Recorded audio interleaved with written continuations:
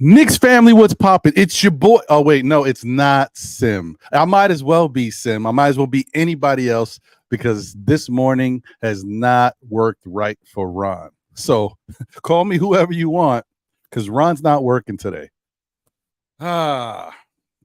Sorry for the delay, everybody. I appreciate you guys, your patience, you know, the usual. There's going to be a little bit of a quick switch over because I forgot to hit the turn off Wi-Fi button, so it'll probably flip over. But hopefully we're still good, still rocking. Let's see. Give it a second. Maybe it won't do anything. Whatever. We'll see. Anyway, hope you guys are doing good. I appreciate y'all for rocking with me and being patient, as I said. You know, unfortunately, it's just been one of them mornings. Okay, so let me just tell you how my morning started, and understand that I'm thinking I'm trying to be slick, but you know, who am I? Whatever. I'm just one guy. Whatever. So, you guys all know McDonald's has their breakfast that ends, I think, around 10:30 Eastern Standard Time. I don't know what time it is everywhere else. Whatever. You know, I said, I want some breakfast. I think I want a breakfast sandwich, maybe a hash brown, maybe my morning cup of iced Joe. You know what I mean? Or Joanne. However, so I order it ahead of time. It's like 10:10 wins. I ordered it like 10:10. Paid for it. All I got to do is go pick it up. Or so I thought. Get over to McDonald's. Ask them for my stuff. They tell me, oh, your order's been canceled. I said, what do you mean my order's been canceled? They're like, because it's after breakfast. I'm like, but I ordered it before breakfast and I paid for it. Nope. Sorry, it doesn't make a difference. Once that mark, once that time hits and the order hasn't been processed, it's over. Because what has to happen is you got to come into the store and you know, show them your receipt. And then they ring it up, even though you already paid, they ring it up again for them to make the food so your food is hot or fresh or whatever. That makes sense to me.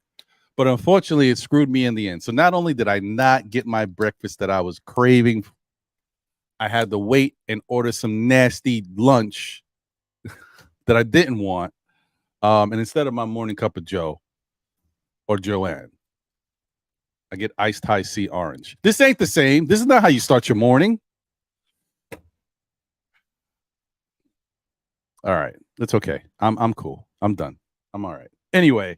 All right, guys. And then I had to get back here, which was a delay because it was whatever. I'm back. Anyway, the point is here. And I just wanted to take care of a couple things for the missus before I started. Because, you know, when we go, we start going. But yeah, thank you guys once again for being here and rocking with me. I appreciate y'all. I got a special guest all ready to open up the show. Without further ado, let me get my guy in. Andy, International Andy's in the building, folks. Let's go. I don't have the sound effects on this one. Salute, Ron. Happy to be on with you, bro. Man, I'm happy to have you here. Oh, wait, I got a little something. Yes, yeah.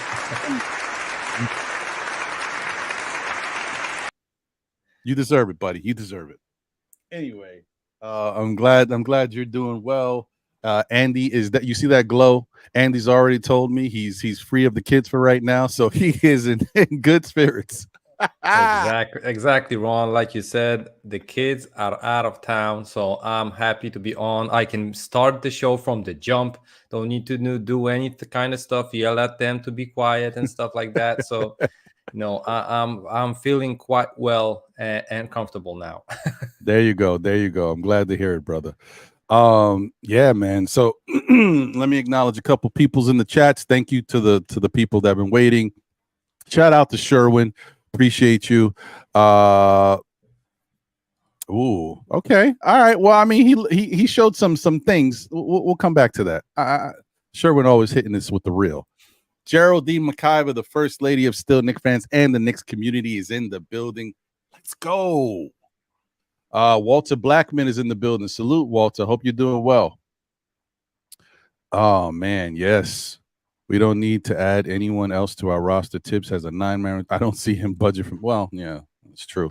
Yeah, well, listen, let me tell you one thing, Walter. The only caveat is If the Knicks don't start winning comfortably at some point, if they look like they're losing or they don't have that rhythm, Tibbs is going to be on that hot seat again. So you never know. But I'm not worried about that because I think they'll be fine. I think they got enough weapons that they shouldn't be bad. Knicks are nice. What's going on, Pudge? Knicks running it back? Yeah, for the most part they are. That is true. Hope you're doing well. We see this guy. Deron Wayne in the building. Salute, Deron. Hope you're doing well. Dwayne Dennis in the building. Salute. He said it's easy to say right now that we don't need anyone else. Plus, Tibbs has a 9-man rotation, but when the season starts and it gets into the meat of the season, the Knicks will match up small to some.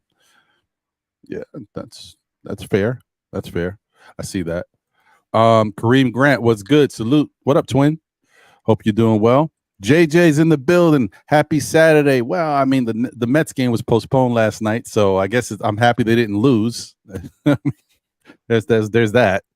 Lion of Judah in the building. Shalom, my brother. Hope you're doing well. Appreciate you. Let's see. Louisiana Knicks is in the building. Salute. What's good? DSJ is in the building. Salute. Hope you're doing well, my brother. Mike Boy in the building. What's good? Salute. Kerry Cox, good to see you. Appreciate you. Lex Diamond's here. Salute. What's good? Building Blocks is in the building. Yeah, I know, man. I gotta stop, bro. I gotta stop. It's too easy. It's like, it's calling me. I gotta stop. I do. Margaret Edwards is in the building. Salute. What's good, Margaret? I hope you're doing well. Plus, I'm 46. And sometimes in your mind, you think you're younger, but I'm 46. I got to cut it out. I really got to get back on I need egg whites, maybe a little zucchini or squash for breakfast. I don't know, a nice lean piece of grilled chicken with some veggies and brown rice. I know. I do that, but I do a little too much of this other stuff too. I got to stop. Morning Brew, Sports Network in the building. Salute, fam. Shout out to Phil, Jiggerman, and Hector. Appreciate y'all, and congratulations on getting to 1,000 followers again on Twitter, because they revamped everything and started a new channel and new page and all that. So that's dope. William, all the way from Brazil, is in the building. Salute, William. I appreciate you. Thank you, my brother. Always good to see you. Thank you for the generous super chat from Mr. Walter Blackman. I appreciate you, my brother. I hope you are doing well, as always, like I always say, and I hope that house is treating you right. Not a lot of repairs, have everything smooth. Also, speaking of Walter Blackman and his generous super chat, I know he's not here right now watching this show. I guess I'll have to do it on Monday or something as well. But shout out to Alan Alford. I appreciate you for your generous super chat. You sent it at the end or close to the end of my Monday night show, and I failed to acknowledge it. I just want to tell you thank you. I saw that and I felt bad about it, so I appreciate you. Thank you for the generous super chat. Bobby Santiago, all the way from Charlotte. What's going on? NC in the building. Salute. Couple more and we'll get the show cracking. Tom from Huntington is in the building. Salute. What's good, Tom? Appreciate you. G Money in the building. Gideon. That's right. Gideon. G Money from the Last Laugh podcast is in the building, folks. Let's go. Salute, brother. All right. Man, Andy. Where to begin? So much. The problem is that this offseason is not any more quiet than any other offseason. It's just that there's no big names really tied to the Knicks. That's why it's not making it fun and exciting like it was last year. Plus, we don't have any draft picks necessarily that we can really hone in on and say, let's see what this guy is. But I mean, we did pick up some guys. Whether or not they stay on the team is a whole nother story. I don't know at all. Well, first off, let me ask your thoughts, because I have my feeling already, and I think I've already expressed it. What's your thoughts on this year's summer league for the Knicks? Listen, it was hard to watch the first two games. I watched closer to the next two. There were flashes from only a couple of players, let's say that way.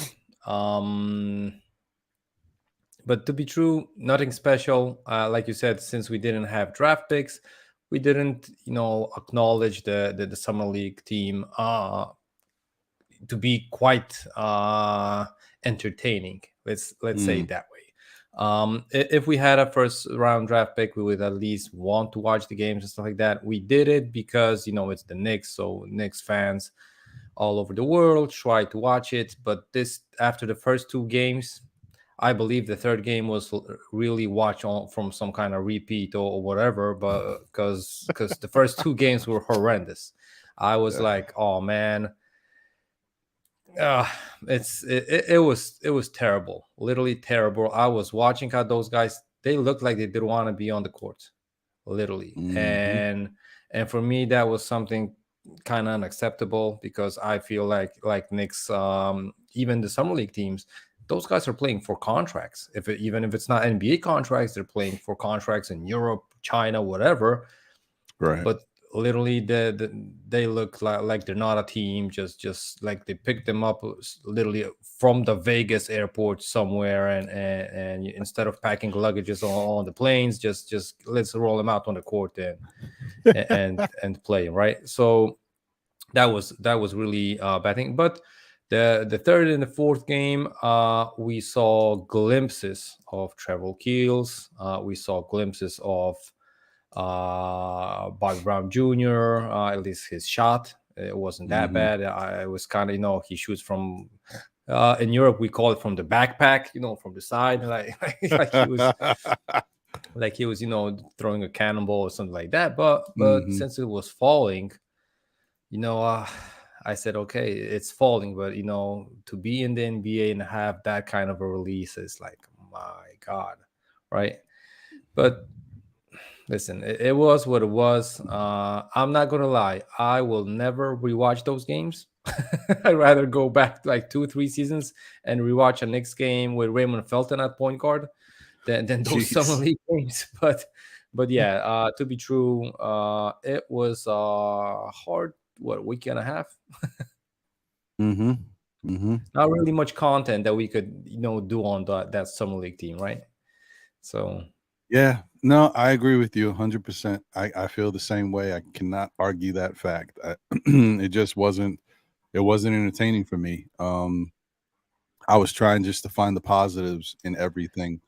And part of me is like, I feel like,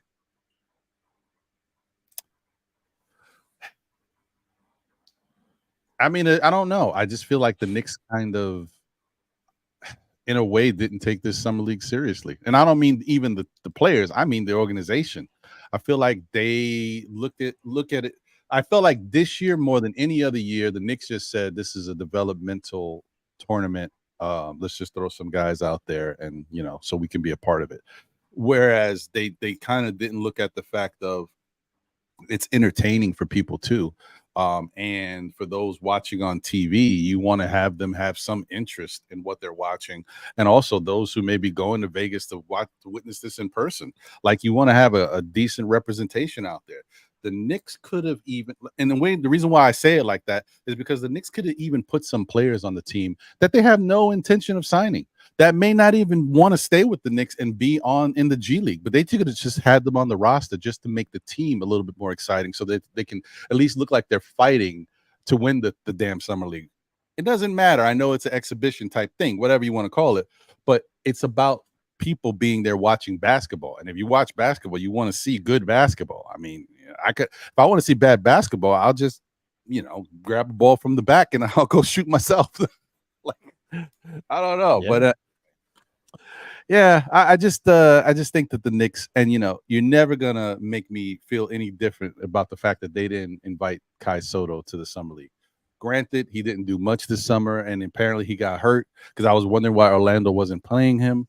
So it's tough for that young man. I'm really, if there's ever a guy I wanted to make it and I want to make it, it's him. But I know he's got a big hurdle in front of him. I don't know if he's ever going to have a true chance to get in the league. But the Knicks, with who they rolled out there, how they looked in game 3, I think it was or game 4, where they were down 19-0 and hadn't scored.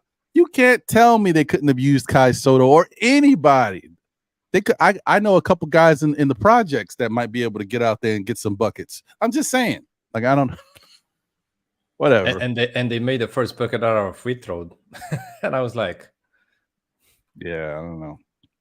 But whatever. I mean, like I said, it's not not that big of a deal. I'm not gonna go too crazy. It is the summer league, but it's just that, you know, we as fans of basketball and fans of the Knicks, we just want to see something to get ourselves excited, and this summer league wasn't it. So, but it is what it is. However, you know, I thought there was a couple players, obviously, that we know we can pay attention to: the Jalen Martins, the Trevor Keels, the Isaiah Robies, just to see what they look like. I've already said on last Monday, I apologize about my criticism of Isaiah Roby. I know some Knicks fans probably aren't even thinking the way I'm thinking because they're not thinking about it in whole. But Isaiah Roby was coming off of an injury. You know, he's just getting himself back into game shape after being off for a while. So if he doesn't look good out there, we can't necessarily crucify him because he hasn't been playing.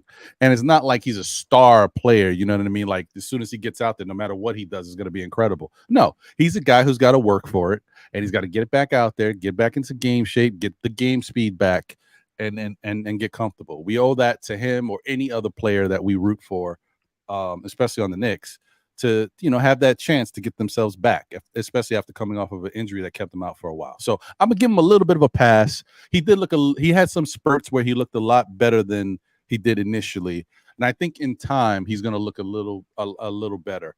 But I don't know if he's the answer for Obi, though. I don't know about that, guys. And you know, this Obi thing is going to get a lot worse before it gets better, because I'm telling you, even though Obi's got a lot of competition over there in Indiana, and who knows what the hell they're doing over there, but I think he's just going to play a lot freer. And because of that, we're going to see a little bit more of Obi than we're used to seeing here. I still think we're going to see a little bit more. But whatever. I don't know, man. Do you think Roby is the and I know we'll talk about who we signed, but you think Roby could be a legitimate backup for Obi after seeing him in the summer league? Ron, to be true, I think the Knicks should look for a vet at that position. I'm not gonna lie, playing minutes behind Julius Randle isn't going to require being able to play 20, 30 minutes a game. So a vet, maybe not like a Taj Gibson, but even if Taj was the man, I think he could handle the couple of minutes that the Knicks will need behind Julius Randle. The problem, of course, is always going to be if Julius is going to be out for a little bit longer. Then the gap between Julius and the other power forwards we got on the roster is huge, literally huge, and it's going to be hard to replace him. But yeah, I think, before playing Roby and before playing the guy that we signed from Minnesota, it's gonna be, we should look for a vet power forward. That a couple of names are still out there, so maybe it's gonna be a person that goes between Julius and Isaiah Roby, or between Julius and the new signee. That makes sense. I agree with you 100%. I don't think right now we have necessarily the right answer. It could turn into something later, but yeah, I definitely think that it just seems, it makes sense. Like, I definitely think a veteran who knows the game, understands, who can help deal with some of the young players on the Knicks, as well as spell Julius Randle for a number of minutes. Not going to care too much about how many minutes they're playing. So I think that all makes a lot of sense. And I think that the Knicks are missing some of that veteran know-how. Do they have a leader on the team in Brunson? I think so. But it's still something about having that veteran presence, that wise man, if you will, on the team that can help. And, I don't think, we lost Taj Gibson a while ago. We just lost Derrick Rose. And, I think missing that presence is something that they should address. But, whatever. I mean, they're gonna do what they do, right? Um, yeah. So I, I wish we had someone that was already on the team that we felt really comfortable about, because I don't think that the Knicks feel that comfortable about Jericho Sims. Because I think, we all say it like Jericho Sims is a center, but he's a center by default. It's because his offensive game doesn't really warrant that of a power forward. But he really is, like, it's almost like he's missing something from the center spot. He fits more as a power forward, but he doesn't have the offensive game of a power forward. So it's like the Knicks get these in between guys, and we're just stuck with in between. Obi's an in between guy, and another reason why, unfortunately, being behind Randall, then you can't put him at center. You couldn't put him at small forward. So I mean, some people are like, well, you could have tried, but there's reasons behind that stuff. And then Jericho Sims is another one. Like, we got to kind of, it goes back to building and reconstructing the roster the right way. And I think we're getting closer. Not quite there yet. Not quite. But we'll see. Let me get to this Charlie Brown Jr. stuff before we get off of the Summer League, because I probably will be the last time I'm talking about this Summer League for the rest of my life. At least this year's. To Sherwin's point. So I said, have the Knicks found their 3-and-D guy in Charlie Brown Jr.? Sherwin says, Charlie Brown Jr. is missing the D in the 3-and-D. He is a slasher, not a 3-and-D. He possesses the handle to not be labeled just a 3-and-D. Sounds like a decent problem to have, if he can do a little bit more than a 3-and-D, but his defense may not be consistent enough to be looked at as a D. Huh. Interesting. I mean, that's fair. I'm just really looking at it from we don't have anybody else. So could he work for now until you're able to get somebody else? Maybe. I don't know. I like, there's something about his game I like. But once again, I'm not looking at him to come in and be somebody that gets minutes.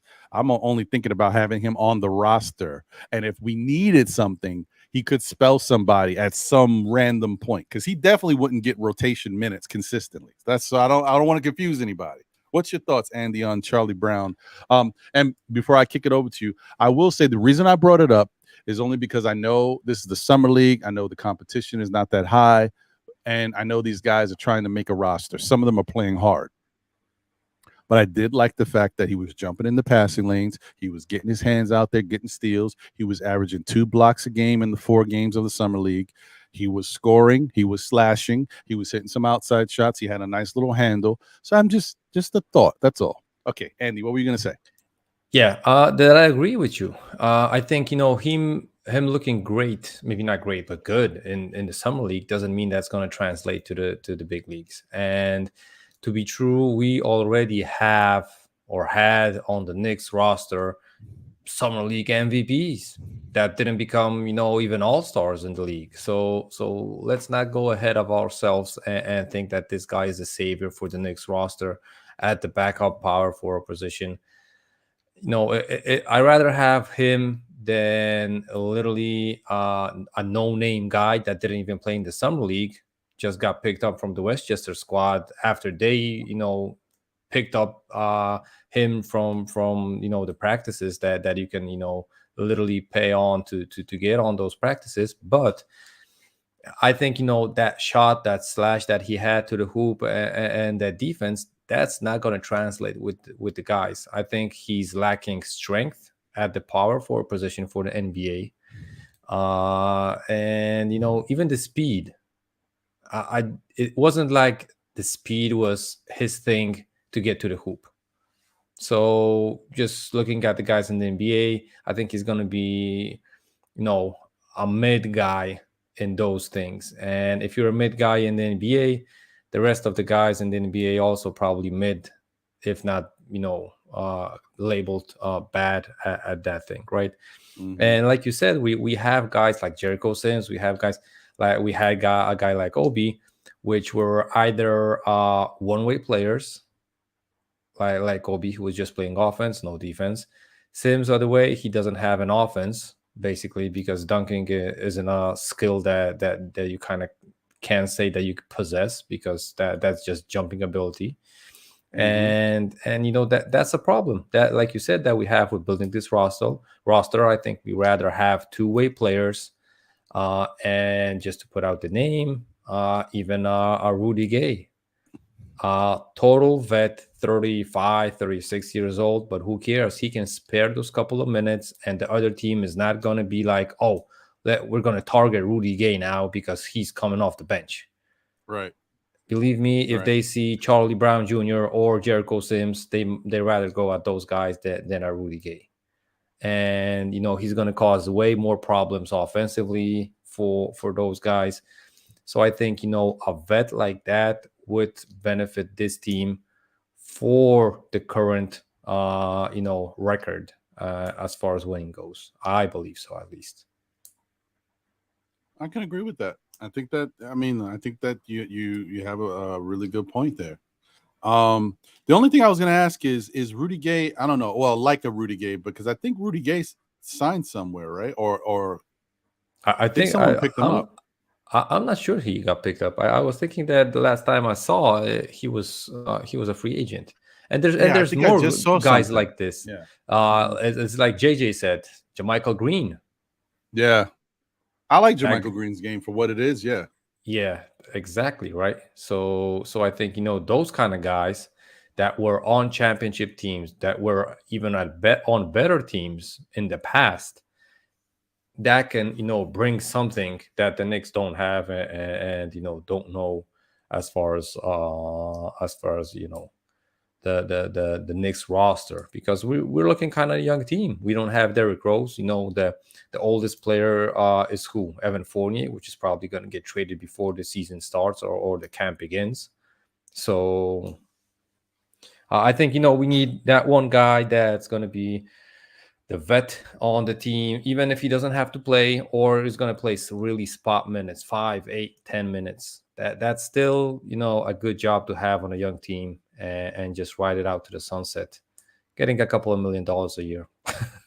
Yeah. You know, why not? I'm with you on that. That makes sense to me. We'll see what they do. I mean, I don't know how the Knicks do anything these days, because I know the cap situation is not good, and it feels like everything is smoke and mirrors. I don't even know how they signed, you know, the gentleman that we're going to talk about. You know, I don't know how they are able to get the money, because I thought that when I read something from, now I'm forgetting the guy who made the article. Shoot. Well, anyway, he was talking about the Knicks when they picked up Dante DiVincenzo and the cap flexibility that, or lack thereof, that they had after that. So I'm still just wondering how they're able to do anything, but somehow they are able to do certain things.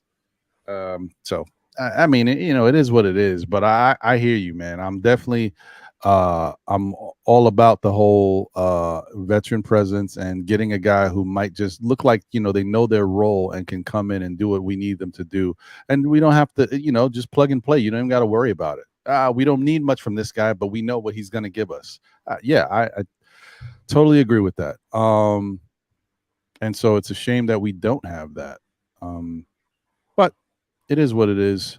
And we'll just kind of go from there and hope that somehow in the end the Knicks wind up showing us something that we didn't expect. But speaking of that, and this power forward position, the Knicks did sign a young player from formerly of the Minnesota Timberwolves. If you guys don't already know, his name is Nathan Knight. The New York Knicks announced yesterday. Was it yesterday? Yeah, it was yesterday. New York Knicks announced yesterday that the team has signed Nathan Knight to a contract. Terms of the deal were not disclosed. Okay, 6'8", 253 pounds. He averaged 3.7 points per game, 1.5 rebounds in 38 games last season. He's also played with the Atlanta Hawks for a season. He had 2 with Minnesota. His career averages are 3.7 points, 2 rebounds, over 15.9 minutes in 108 games started. Now, I know those numbers don't look exciting to many. So he is a true backup, okay? A true backup, a guy you just want on the bench. Julius, you need a breather here. Come in. We're not expecting you to do anything. Give Julius a little rest, and then Julius will come right back in. Someone you don't have to worry about at all. I don't know if that's necessarily a good thing, but that's what they did. In Syracuse, I guess back. Well, actually, he's from Syracuse, but he played for Williams and Mary. He averaged 17 points per game, 7.7 rebounds, and 2.1 assists back in 2020. So, when you're a focal point of a system, you can see that he looked just like a regular big man, 17 points per game and almost 8 rebounds. So, it's not like it's not like he has no skill. It's just that he hasn't been counted on to do anything or use any of it. But anyway, yeah, man. So what do you think about this Nick pickup? Ron, first I gotta ask if you really want to use the time of no delege on a guy that literally has numbers that Frank Ntilikina broke. Because this is becoming hilarious. Knicks content creators are looking for that much content that they're digging into a guy that had a post-game interview after the Minnesota Timberwolves beat the Chicago Bulls when they scored 150 points. That's when the guy was on the podium. He was talking great. I'm not gonna say the interview was really correct. Nothing dumb came out of his mouth, but a guy, like you said, played over 100 games in the NBA and is averaging 3-point-something points. And it's hard to expect anything from him. Looking at Tibbs rotations, he might not even get burned. Question for me is if I rather have him on the court than Isaiah Roby. I think maybe a little bit, but we know that Roby also had a stint with the Spurs. He had a stint with the OKC Thunder. I wonder how that matchup is going to look in the practice facility and how they're going to look playing versus each other, because I'm guessing that one is going to be on the second team, one is going to be on the third team, and they're going to battle out for those minutes if we don't sign a vet player like we said before, right? Yeah, agreed. Yeah. This is definitely not one of those signings where you're going to see me do a quick 10-minute video. Hey, yeah, no, it just yeah, that's exactly what. Hey, all right. I don't know. Yeah, and Ron, just to add, I love how Knicks fans and even fans around the world, right? My team signed this guy, so I'm going to Google him or YouTube him, right? Of course, it's going to be only good highlights of the guy, unless you're looking at talent breakdown. So you're going to have pros and cons, but you're rarely going to see a video just bashing a dude, right? Because who's going to, waste their time to show that this, player is so bad, right? And for a young guy like, maybe not a young guy, because if I'm correct, he might be younger than 24, right? I think, yeah. So listen, it's hard, right? It's hard to find negatives on the internet and highlights. You would have to go to the Minnesota games and rewatch them just to have valid points, right? And look how the game was going, if they were up, if they were down. How did he react? How did he play with certain kind of players and their skill sets? If he just gonna fit. Listen, I think, me personally, I think the power forward position is gonna be played by the guys that we have on the roster in Josh Hart or even RJ Barrett, maybe adding a little bit minutes of Sims or playing Isaiah Hartenstein at the 4. And that's going to be that's literally just a couple of minutes to spare per game, right? Going to a smaller ball lineup with the bench guys, we can still stick with RJ as we usually do. That RJ goes to the bench first, and then he comes back with the second unit. So maybe that's going to be the case, and we're going to have a small ball lineup with him or Josh Hart at the 4, and that's how we're going to roll. That's fair. Because we got to remember, Ron, we got to remember that we signed Dante DiVincenzo, who's going to get minutes at the 2, right? Probably from the bench. So that moves, the Josh Hart minutes, the other guys' minutes a little bit, higher. Meaning the position to the small forward position, and it might be even to the power forward position. That's why, might be the thing. Yeah. Well, I agree with you. I think the Knicks right now are just trying to create battles, right? They're trying to create battles amongst Jericho, amongst Roby, amongst this Nathan Knight, and whoever else wants to step up, and they just want to really see some cream rise to the to the top, and see if they could just find somebody just to plug in. I agree that they're not going too crazy thinking about who can we get to fill the spot, because they know that Randall's going to be playing the majority of the minutes. But I will say that Nathan Knight, his game does look like that of a typical power forward. Like he fits the part. Don't know, how much better his game can be or how much we can expect from him, because he hasn't done much in the 3 seasons. His highlights do show him dunking aggressively.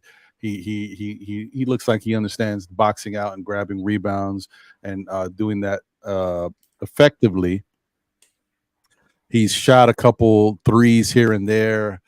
So he can stretch the floor a little bit, but there's no way you can't look at his numbers and say they're really that great, because the attempts are so low. So, we did that. We've learned from that, right, guys? Because when we saw Hartenstein, we were looking at, Hartenstein can shoot the rock. We looked at his attempts, they're kind of low, but we were like, but with the Knicks, he'll have more opportunities. And in the beginning, he did have more opportunities, but those shots weren't falling. So, yeah, it's kind of like can't really look at everything and believe it. But I just I will say that maybe that it'll be a good competition between those 3 guys, Roby, Sims, and Knight, and we'll see who comes out of that on top. But I'm not overly ecstatic about it. But there's gonna be some things I think we like about his game if he plays. There's gonna be some things like you wish Obi did, but Obi didn't do. But then there's going to be some things that you wish this guy could do that Obi was doing. If he's the guy, we'll see. I don't know. It's tough to really call it right now. So it's very early. We'll see what these Knicks do. Knicks 100 was good. He likes Knights and thinks he looks awesome on tape. Okay, that's fine. And as Andy was pointing out, sometimes these highlights, they make the guys look good, but you don't see the every, day-to-day stuff that they do, and what the negatives are. So we got to see all of that and find out. Like, for example, Jacob Toppin. I mean, I looked at some of those highlights when we got him. I was like, man, he might be better than his brother. But I took a deeper look. Or than RJ. Oh. I was like, oh man, he can defend, he can chase down blocks and stuff like that. I was like, yeah. But then I took a little deeper look, and those highlights were like moments that you don't see typically in his game. Can he do it? Yes, we see it. But when I looked at like his actual gameplay highlights and just watched them for a full game and see how he actually plays, he plays differently.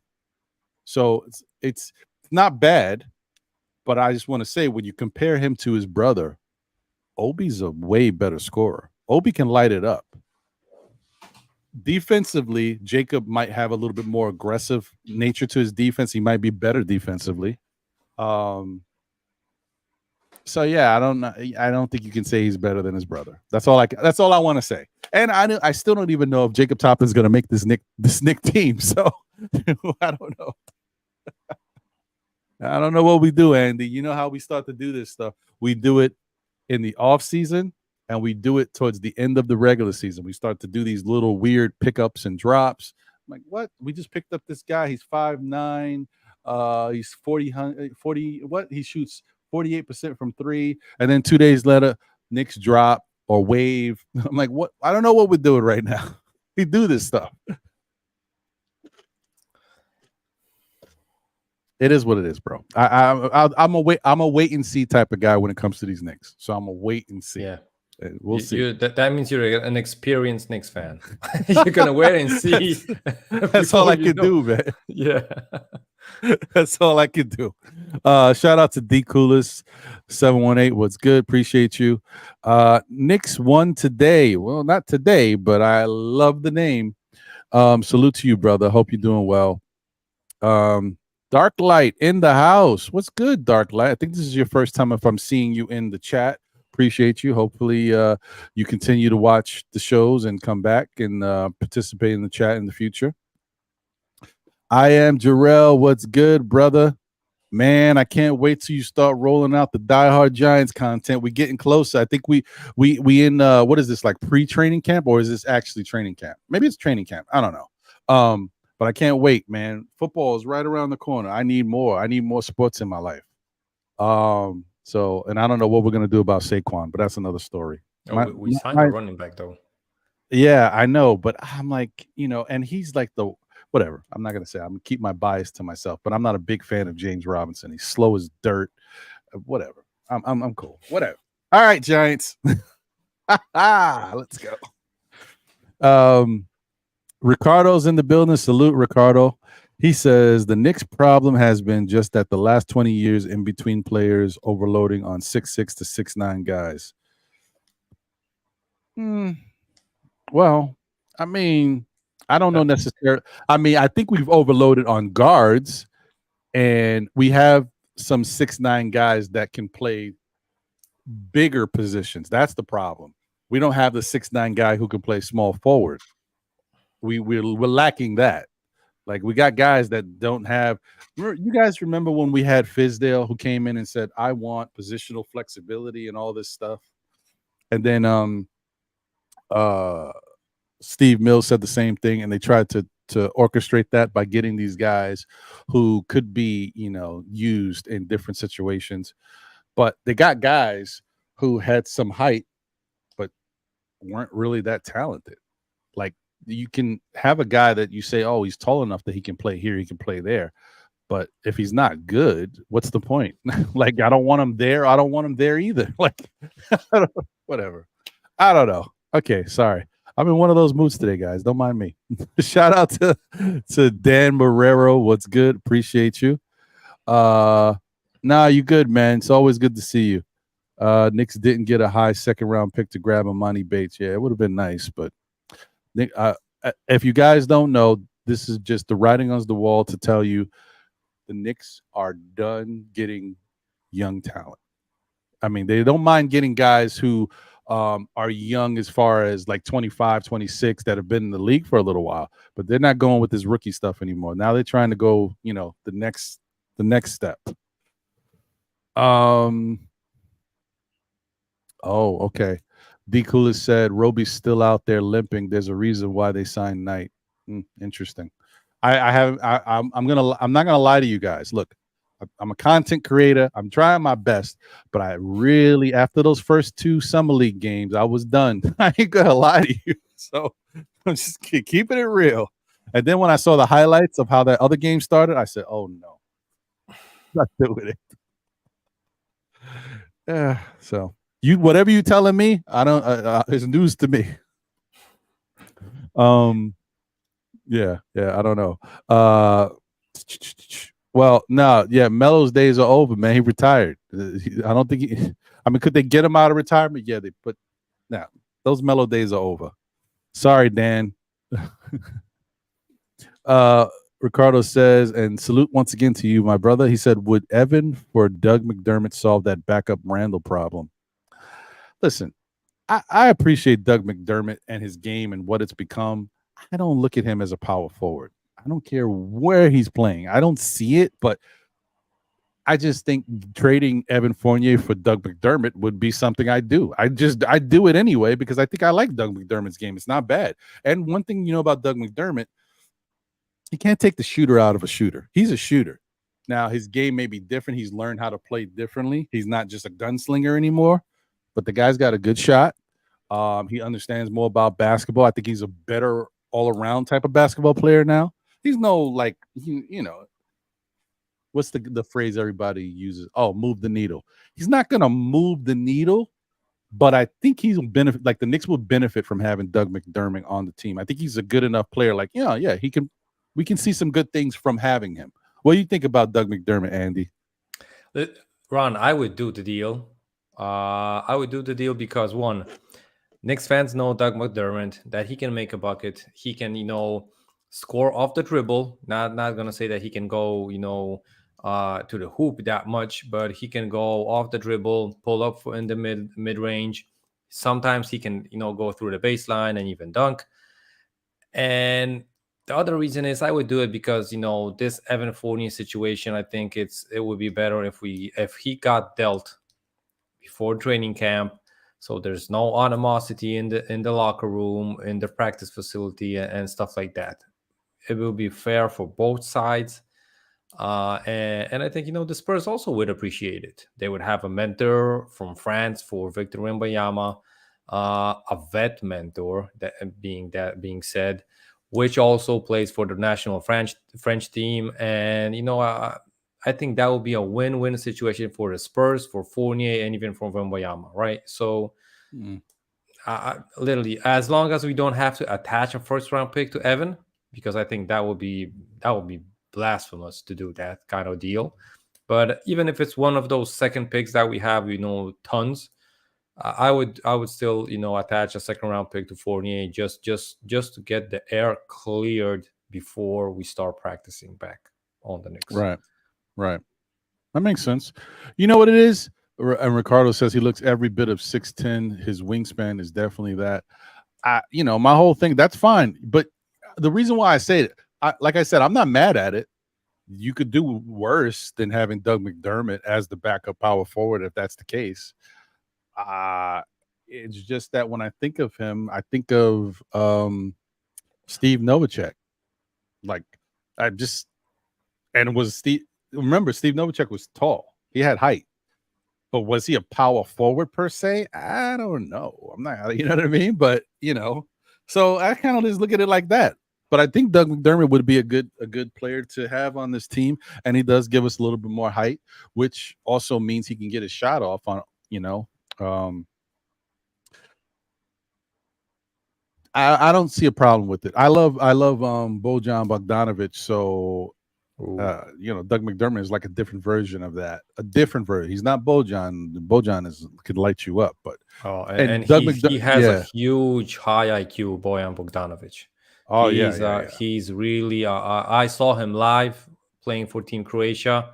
He can play the point guard position. He played literally point guard position for Team Croatia versus Poland when I watched him live, and he did it. He threaded the needle so good, Ron. It was like you saw that he had like 150 IQ, and the second best player had like 110. Right? You saw the difference gap was, and Hezonja was playing that team. Zubac was playing that team. Dario Saric was playing that game, and you saw the gap between those guys. He was clearly the best player on Team Croatia that day, and it was he looked like he was the highest IQ player, but also that he read the game so well that he didn't even need to use speed to get the advantage. And that's such a great thing that I was so impressed with Bojan Bogdanovic. And he doesn't show it that much in the NBA because he's not the ball handler. The offense doesn't go through him. But I still believe that he could play more of a Luka Doncic kind of game than NBA fans think. If you put the ball in his hands and told him, listen, just play like Luka, I'm not saying that it will be, you can mistake those two guys, but he really could play like that, of course, not with those go-to moves that Luka has, but really he can create the offense, like I said, without the speed, but with the high IQ, he can look really good on certain NBA teams. Yeah. I agree. I always like this game. I'm with you on that. And just to look at Doug McDermott. Doug McDermott is 6'6", 225 pounds, right? Averaging 10 points per game, 2.2 rebounds, 1.4 assists, 45% from the field. And what is his three? 41% from three. He's a career 41% from three shooter. I mean, the dude, that's not a question. Not something you got to worry. I'm a little surprised at his free throw shooting. I never understand these guys that can shoot the ball, light it up, but don't shoot free throws at a high clip. He shot 75% from the free throw line. And you might say, okay, well, it's 1 year, it's average. But last year, the year before, he shot 78%. Like guys like this, I would expect to shoot 80 with their eyes closed. Oh, even 90 almost, right? Like 87, 80, 85 at least, right? It's crazy to me. I don't understand. Well, whatever. That's basketball. It's weird. Okay, let's see here. Ashley Inc. is in the building. What's good, Wiz? Hope you are doing well, my brother. Will Tibbs play a 10-man rotation? I don't want to be one of those guys that never says never. I'm going to get Andy's take on it, but I think Tibbs would do it to start the season. He would see how everybody's playing, feel it out for a little bit, and if it's working, he might entertain it for a little bit. But if it ain't working, then I could see him definitely going back to his norm, his comfortability. But I could see him doing 10-man to start. But I just wouldn't expect them to do it for too long, unless it's really working. If they're having great success, then I can see him doing it for as long as it works. Ron, what's your thoughts? I was going to ask that too long is, that 5-6 preseason games, and then when the season starts, it's going to be 9-man rotation, or you're saying like 5, 6, 10 games in the regular season? I think he might do it. I think he might do it for maybe 10 games in the regular season. Right? Yeah. I kind of agree with that, and that's only if the 10-man rotation works well in the preseason, because I don't think Daisuke Hashimoto used 10 guys in the summer league games. So it's like, I think that comes from, from the top. So I think, it's going to be hard. But yeah, to be true, listen, to play a 10-man rotation, you got to get 10 guys on the roster that you believe in. And I think we have 9. Because, and I don't think Obi was one of those guys that we believed in, at least that Tibbs believed in, but he was the 9th guy, right? So he would look, crazy if he played 8-man rotation, right? You added DiVincenzo, you lost Obi, and I think that he's going to be willing to play DiVincenzo way more minutes than Obi, but that still is 9, right? Unless we get a vet player, maybe he's going to use him a couple of minutes, and that's going to be the number 10 spot on the rotation. Yeah, I mean, that makes sense to me. Salute to my guy Chuck Allen. What's good? Knicks for life in the building. Salute to you, my brother. Hope you're doing well as always. Energy and aggressiveness, and we need that. Knicks 100 says the fit. Oh, I know you're going back to the power forward spot with Knight. Yeah, I mean, listen, he may be the right fit. The only thing I think we're missing from the situation is the perfect guy would have been a vet guy, like Andy mentioned, that could come in and play that position, and also be able to help of the guys on the team, like know what to expect, know how to deal with what's coming when you're playing these different teams night in and night out. Maybe someone who has playoff experience that can help prepare them for the playoffs once again. Like veteran leadership. It's important. It's not only are you playing the role, but you're giving the knowledge to the guys to help them, get through the season and go further. It's very important, and I think we're lacking it right now. But we'll see.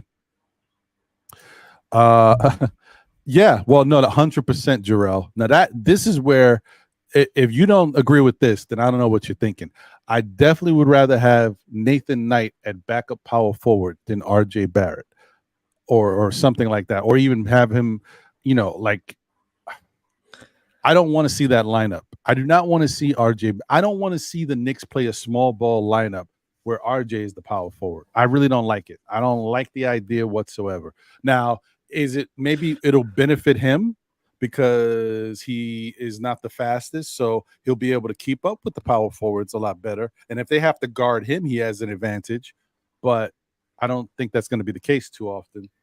The other thing is he's going to get bodied, all right? RJ has always been able to out-body shooting guards and some small forwards.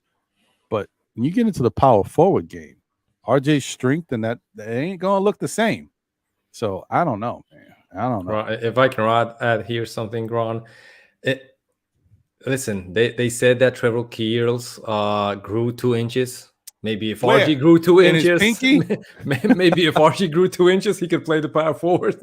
But if he's still 6'6", 6'7", I don't see him at a power forward position for longer than a switch on the possession. So yeah, plus he can't. RJ's not really super athletic, so you're talking about a guy who's undersized. How's he going to jump over guys to get rebounds? Yeah, you can say that he's strong, but he's strong for his position, his height, right? That 6'6", 6'7", tier, right? If you're talking about 6'8" and 6'9" guys, he ain't gonna jump over them like you said for a rebound, for a block, for blocking out is also a skill set, but he's not that good at it. So, every rebound that he gets, it's not because he's blocking out, because he's attacking the ball off the bounce. So, just doing that, I don't think he has, that much of a chance versus, those. And I'm not saying that, those fill-in power forwards. I'm talking about those power forwards that start regularly and are like the top 3 option on their team. So RJ can't defend those guys. Let's be true for ourselves, right?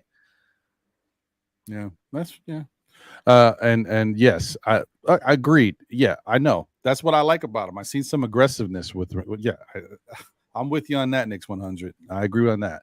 I think Knight's got a little of that aggressiveness in him when it comes to that stuff. I like that. We'll see.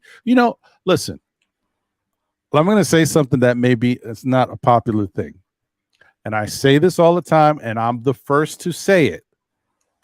But in an instant, if there's something that Tibbs likes about a player, because I always say this, I say Tibbs knows how to get the best out of star players or star quality players, but he doesn't do as well with the younger players that need more time and more development. Like he doesn't necessarily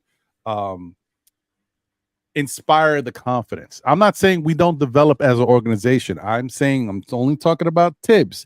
I feel like he doesn't inspire the confidence in these guys who really need to work at it more. He might tell them a couple things. He might, put them through stuff, but he focuses on, I think, the other guys. And only my, observation, opinion from outside looking in. I know nothing. So, but if he was to take a guy like Nathan Knight under his wing, could he make him better? You never know. He might be able to bring something out of this guy. Maybe Nathan Knight has never had a coach like Tibbs before. That's the other thing about the NBA. Some guys around the league, Tibbs gets a bad rap, right? There's a lot of guys who don't want to play for Tibbs. Maybe it's fair. Oh, man, that's a whole nother. We're going to get into that after this. But a guy like Nathan Knight, I don't know his track record. I don't know his history, but I do know the coach of Minnesota. He's no Tibbs. I know the coach of Atlanta when he was there, no Tibbs. So maybe playing for a coach like Tibbs, maybe Nathan Knight might not turn into a beast, but I'm saying maybe something comes out of him where he starts to, take his game to a little higher level. Maybe it works for him. You just never know. So some coaches and some guys, players really work together. They find something. So who knows? We'll see. I don't know, Andy. I'm positive about it. Ron, if I can add, I'd say two things here to Knicks 100 at GM. And bro, I love you, but we saw players bang on somebody, and like I mentioned before, the Candyman Frank Ntilikina, he banged on Rudy Gobert one game. And I still remember that dunk because it was like 1 in 4 years, right? So he can bang, right? But Ron, to your point, when you said that Tibbs isn't, the guy that kind of, develops young players and doesn't put the confidence in them and stuff like that, I kind of don't agree, but because I think that he develops them and he tells them what to do, but there's not that much showing time in a position behind Randall. So if he would want to steal minutes from Julius Randle, a second NBA team player and stuff like that, it's like he would have to score off the bench like 20, like 5 games in a row to steal like 2-3 minutes from Julius Randle. And it's still going to, be a pain in the heart for Tibbs to cut Randle's minutes down. So the problem here is that he's literally doesn't have the opportunity to show that unless Julius Randle gets injured. That's the only thing for me, because Deuce developed a little bit. You can say that quickly developed majorly under Tibbs. Question is if it's on Tibbs as far as the development goes, or the coaching staff, or even just for even just for the player alone, right? But I think the young guys developed, but they didn't get the playing time. We saw quickly get the playing time because there was no vet on his position, because D Rose was injured that couple of games here, couple of games there, and we saw that quickly when given the minutes, he can be a spark plug off the bench. And some people are going to say that he's also a good defender, that's why he gets minutes. But he's a young guy, and we can say that he developed under Tibbs. After the first year that he had, he was for me, he was terrible defensively. He rookie season, Emmanuel Quickly was so bad defensively that I don't even want to go back that way. But he was terrible defensively. When Tibbs came here, he fans are going to show me numbers now that he's one of our better guard, perimeter defenders and stuff like that. So I think, it's more about the opportunities that these young players get on Tibbs' team. And I think Tibbs is also coaching from game 1 of the regular season like he's on the hot seat. That's why he wants to win each and every game. I love that he wants to win each and every game, but you're not on a hot seat from game 1. And I think he knows that, but that's just his mentality, that he wants to win each and every game. If it requires to play an 8-man, 9-man rotation from game 1, he's probably going to do that.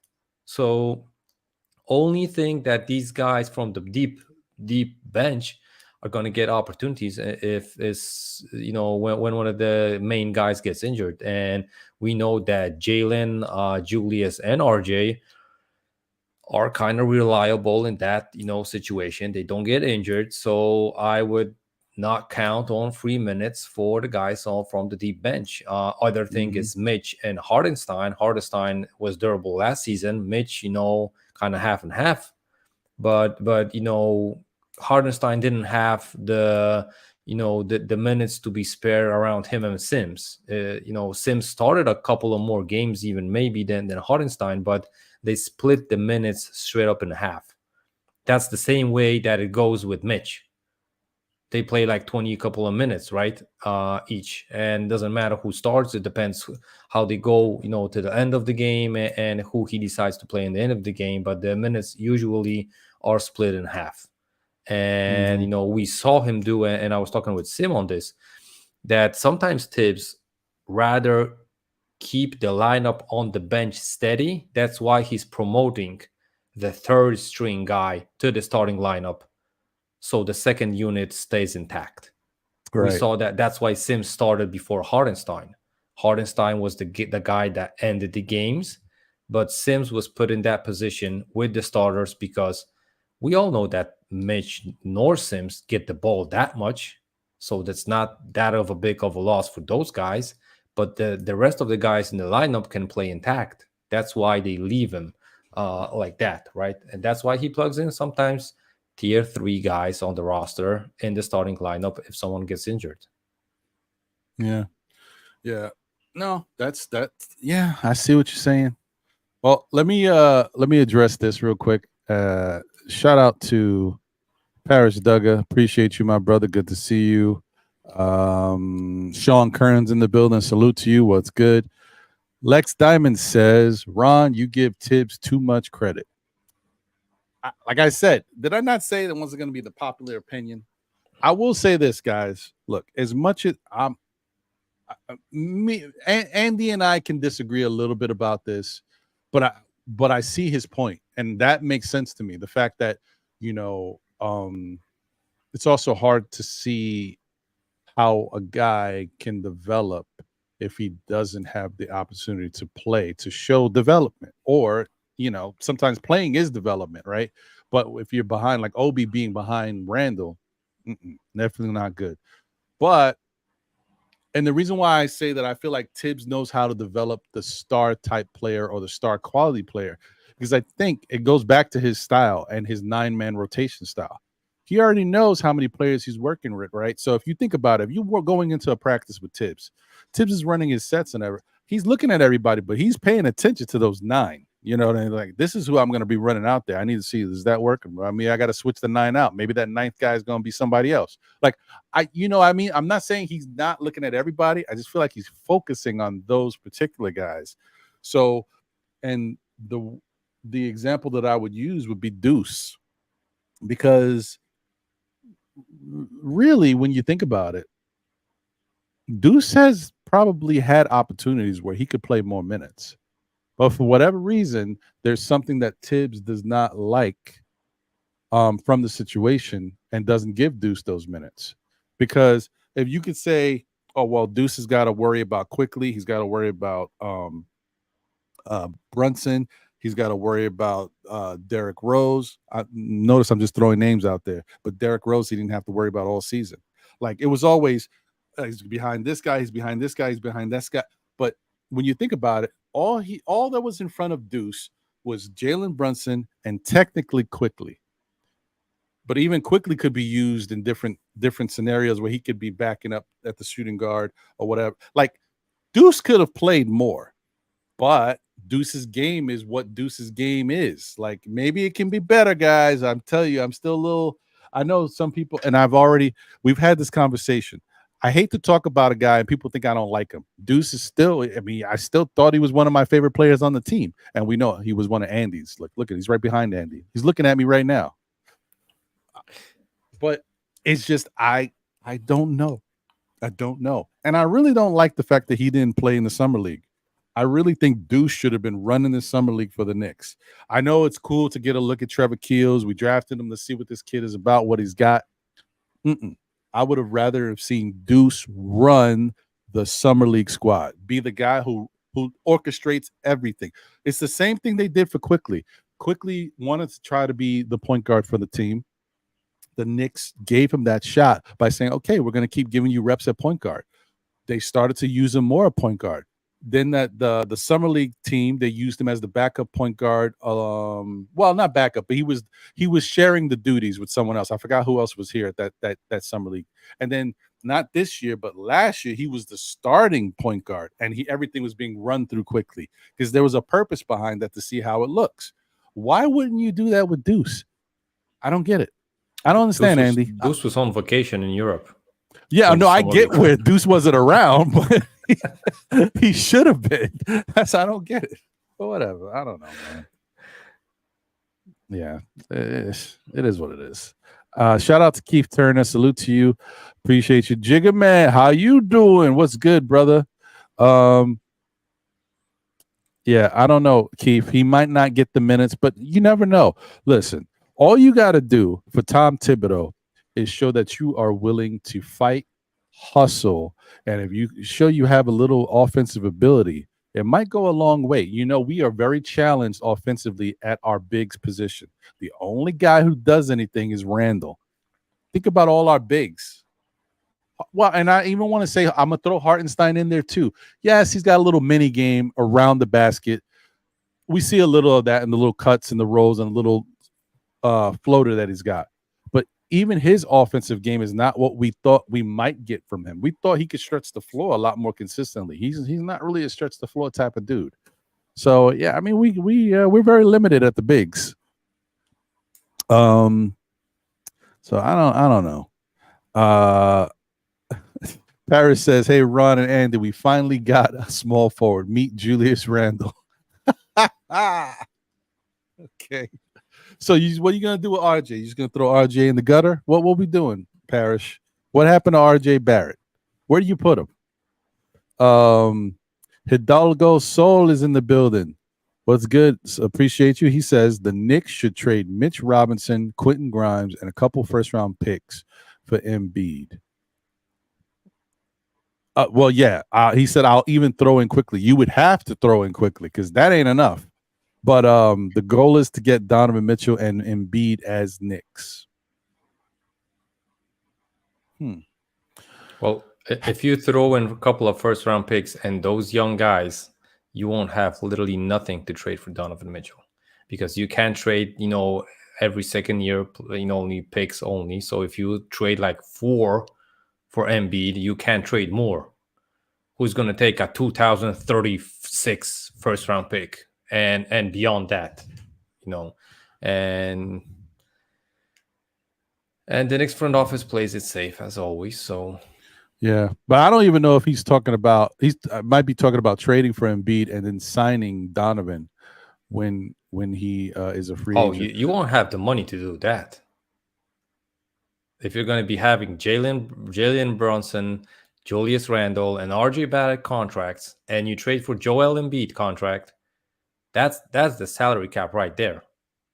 Oh, so no, but I think Donovan still has 2 years left. And in 2 years, Julius and Jalen can opt out. Now, if they opt in, you're screwed. You ain't going to be able to get nobody. But if they opt out, there's money on the table. But then you got money to resign those guys, though. Yeah, I would probably. I mean, if that was the case, this is all a pipe dream. But if the Knicks somehow traded for Joel Embiid, right, and then 2 years from now, Jalen Brunson opts out and Julius Randle opts out, and I have enough money to sign Donovan Mitchell, I'm signing Donovan Mitchell, and I'm bringing back Jalen Brunson. And I'm giving Julius Randle the gift package with the fruits and berries and champagne and telling him thank you for your time. And that's where I'd go from there. But I don't think that's the case. And I really don't like talking about a guy as a free agent 2 years from now. I can't stand it because we've watched it so many years. It's always anticipating, seeing what can happen. You never know what can happen because anything can go wrong. Any player can say, between now and then, Cleveland could turn into the best team in the NBA. And Donovan's like, I don't want to leave here. I like what we're building. And he's a very loyal guy sometimes. I don't want to walk away. So it's tough to think about that. I don't know. And plus, the Knicks may not even be able to get Donovan because we'll have all our money tied up in the signing of Giannis Antetokounmpo. So there's that. Or Luka. Yeah, or Luka. Yeah, so I don't know. I don't know about that, guys. It's funny. Yeah, man. Billy Goat is in the building. Salute. Keys to Knicks' success to build the team we have in place. I like the front office didn't blow it up. Dante is better than Obi. The team is better. I mean, yes, but they're different players. But yes, technically Dante is better than Obi. He plays defense. He has some offense. Yeah, but they're just different, Dante's 6'5", 6'4", maybe. Obi's 6'9". Like, it's just different. Shout out to Mega NYK. What's good, Cormega? Hope you're doing well, brother. Appreciate you as always. Yeah, I don't know, man. This whole thing is it's just gonna be something we're gonna. But I tell you one thing, it's gonna be something we're gonna have to wait and see with. But I am not going into this year the way I did last year. They're not gonna pull the okey doke on me again. Last year they got me. I'm not doing it this year. I'm not going into the season ready to bash Tibbs, ready to fire Tibbs, talking about the Knicks stink or we need this, we need that. And then at the end of the season, we win 47 games and make it to the second round. I'm not doing it again. I'm going to let things play out. I'm going to wait and see what we got. But I did want to get into this once again. Sorry, Tibbs, but it's always about you, man. You always put us here. Gotta say, guys, the thought and the chance of anybody coming here is always slim to me, and it's now more than ever. Now, the only guy that I may say possibly still wants to come here, knowing everything that's going on, is maybe Donovan Mitchell. Maybe. Joel Embiid, I don't know the seriousness of that at all. But the fact that the Knicks, are not a desirable place, and Tibbs has made it that way with the people voting, the players doing their secret vote about stuff in the NBA, and 40% of them or something like that saying they would never want to play for Tibbs. And then you got how Tibbs handled the Cam situation, how Tibbs handled the Obi situation. People are looking like this is fresh. And it's not making the Knicks look better, and it's not making Tibbs look better. And once again, I'm only talking about how it was handled, or even how they handled the Evan Fournier, Derrick Rose situation. Doesn't necessarily look good when you kind of think about how it all played out. Now, that being said, is it wrong? Not necessarily. Cam was not a good fit for this Knicks team. He should have been off this team. I agree. Obi, I said it before, having to play, you draft a guy 8th overall who needs minutes to really show you how good he is and what he can, how he can add value to the team, and you're behind Julius Randle, you're never going to get those minutes. So he was going to go. And we talked about this before, guys, with all the money we already, I'm just repeating myself, with all the money we already tied up in Jalen Brunson, Julius Randle, RJ Barrett, knowing that contracts were going to come up for Quickly, Obi, and then a year after that, Grimes. You ain't going to pay everybody. And Obi's not going to shortchange himself. He's going to want that money, even if you feel like he may not deserve it yet. You send him somewhere else, he's going to, possibly ball out, and he can earn that money. So I thought he was the odd man out. So I always thought Obi was going to leave this Knicks team. And it just happened a little sooner than I thought. So that was inevitable. How it was handled, once again, maybe not the greatest. Then you got, what we've heard from Evan Fournier recently with how he felt personally, and even how Derrick Rose might have looked at it at one time. But that's not right either. And I agree with Evan for being upset. Some Knicks fans, I wanted to say this the other day, but I forgot to do it on the show. Twitter is crazy because Knicks fans are upset, right? They're saying, he's making a big deal about Tibbs. He wasn't going to play. He didn't play defense. All that has nothing to do with it. Evan Fournier was a model citizen while he was here. And if you guys remember, in the Knicks games, not only was he a model citizen, he was quiet. He wasn't saying anything in press conferences after games. He was championing his fellow teammates. He was bigging them up. He was clapping for them. He only stopped doing that when we got closer towards the end of the season and in the playoffs, especially when he got to see Miami lighting us up and we need 3-point shooting, and he's sitting there on the bench and Tibbs is not even looking his way. After a while, you're going to feel a certain way. I'm like, come on, man. It's ridiculous. It's stupid. I agree with him on that. But for fans to get so mad at Evan Fournier and be like, listen, if he played defense, he'd be out there. Look, he's a specialist, okay? We needed a specialist from time to time, and Tibbs did not even look his way. To me, that's ridiculous. So I understand that, and he has a right to be mad. Plus, he said, look, I'm going to be a model citizen. I'm going to be a good guy. I'm going to be a good teammate. But he was hoping to get traded. They didn't trade him. Now we're in the offseason. He's still on this team. And it's like, what are you guys doing? Get me out of here. I get it. Anyway, what's your thoughts? I mean, I know you got thoughts on your guy. What's your thoughts on Evan, Andy? Ron, I wanted to do a refill on my beer because I'm done. But if you ask me on Fournier, I'm going to wait and do it after. Ron, okay. Listen, for me, the situation is simple. And it's not like I'm picking a side because I'm also, a guy that doesn't bash Tom Thibodeau. Of course, he's not a perfect coach, but still, for me, his record that he got these players through, it was more than I was expecting. So how can I bash a coach like that? He did his job better than I was expecting. So it's hard to do that, right?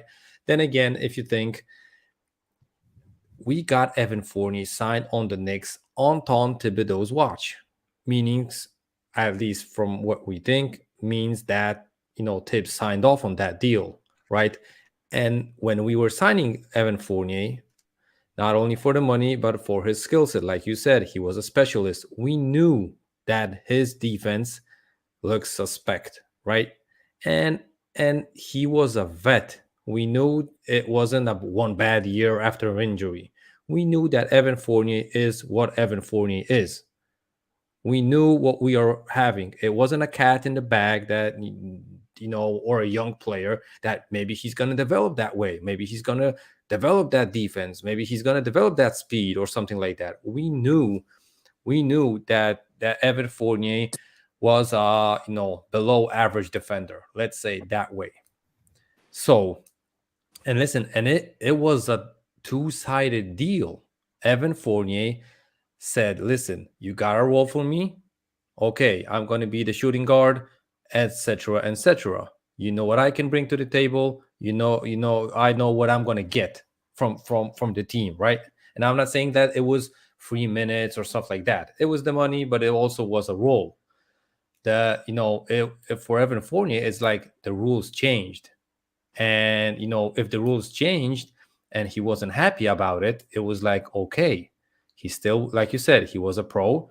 But when you change the rules or you change the way the team plays or you changed, for example, anything, right, that is tied to this kind of player and he's not being used, it's normal courtesy to do what's good for that player too. And that was a both side deal again. Trading Evan Fournier made more sense for him and for the team. So why not do that? And everybody's bad, that the fans that are bashing Evan Fournier. What we gotta realize is, if Derrick Rose was here, maybe he would be doing the same thing.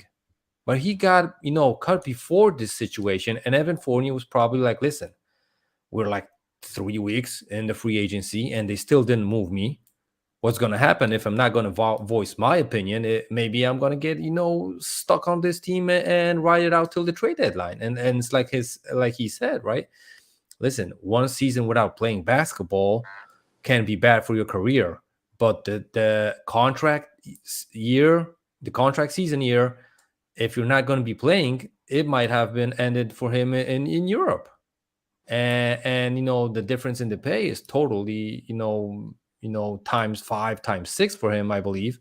So I think it was something that the Fournier as a player just didn't want to go through.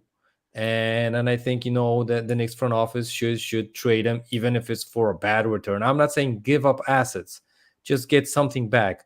You got 18 million on that contract. Find a backup 4 that has a bloated contract, just a short contract, right? Find that backup power forward and trade Evan Fournier's salary for that backup power forward. Why not do that kind of way? And only thing that I might give credit the Knicks front office before trading Evan Fournier before these FIBA World Cup games is we didn't showcase Fournier on the court. Maybe they're thinking like, listen, Evan Fournier is going to show off in the FIBA games, and then some team is going to call us for him. That's the only way that I see that the Knicks fans didn't see that angle that the front office does, right?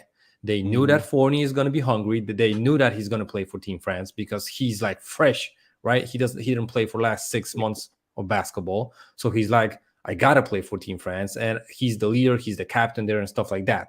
So he's definitely going to do that. And they're like, listen, we don't have to rush Tibbs to play him. He's just going to show off in the FIBA games. And then maybe one of these teams is going to be like, listen, okay, we're going to get that Evan Fournier contract off of your books. We're going to just give you a bad contract here and there. Then they can negotiate. Maybe a pick is going to go one side or the other side. But they didn't have to force Tibbs to play Fournier because they were thinking that he's going to be able to get showcased in the FIBA games. And the competition is going to be a little bit lower than in the NBA. He's going to play a great tournament probably because Team France is going to be one of the favorites. And him just having a couple of good games is going to, rise his value way up. And, and that might be the case for Evan Fournier. Is he happy about it? Probably not, because it would be way better for him to get traded and play with a safe mindset in these FIBA games instead of, listen, if I get injured, it might be, last payday, last contract. I'm going to stick on the Knicks on the Knicks and write out these almost $20 million a year instead of, going to, to Europe. But I think still he would rather play at least a couple of games, show out, show off, and get that new deal done before, the team option comes into play and stuff like that. So, and that's all, of course, we're thinking that the team option that any team or the Knicks nor the new team is going to pick up, right? Because they're going to try to, let him go and then resign him for a lower amount of money. But still, I think that's the case that Fournier is now, right? He wants to play. The Knicks front office doesn't want him to play. And like Alawas says, Fournier got $18 million to chill in New York City. He's not really mad. Maybe not, but if you're thinking about him, maybe if he got a couple of minutes, couple of games on his belt, he would sign a 3 or 4 year $40 million contract. But the next, contract for him might be like a 2 year, $6 million contract. So he still lost money on this year when you think about it. That's a good point. Before I get over to Wiz, yeah, man, I don't love it. I've already talked about it, but I don't love it. I feel like the Knicks kind of really are they've done Fournier a disservice. And Ron, just to add one more thing, listen, if you do that thing to a guy that's a vet, like for example, a Jay Crowder, right? He was in the NBA for several years and stuff like that, but he got mad with the coaching staff, with the team. He was literally away from the team. This guy was still on the team, practicing, playing for them, dressing up for them and stuff like that. He didn't do his usual routine, but still he was available for the team. That's why he was mad, because probably silently deep down he was expecting that maybe they're going to use him, in a couple of games or in a certain situation. Tibbs, like you said, never looked at his way. And it's easier to cope with that kind of a situation if you're like 35, right? Like D-Rose. It's like, listen, I'm on my last legs. I don't need to play. I'm cool with it. But Fournier is in his prime, literally in his prime, 31. That's the last years of his prime, but he's going to be, on the downhill of his career. So not showing out, in his prime is going to hurt him way more than sitting on the bench. And it's like common courtesy. You can do that with weaker players, but Fournier has an international, reputation. He wasn't a bum throughout his NBA career, right? He wasn't playing in the playoffs. He was playing in the playoffs with Denver, with Boston, I think with the Magic even one season. So he had that experience that the Knicks needed, and they didn't even look at him at those times. So I think that's the disservice. You can do it to a worse player or a younger player, but doing it to a vet, like you said, it might hurt the Knicks' chances to get players signed, like those vets, right? So, yeah. Shout out to Ajay.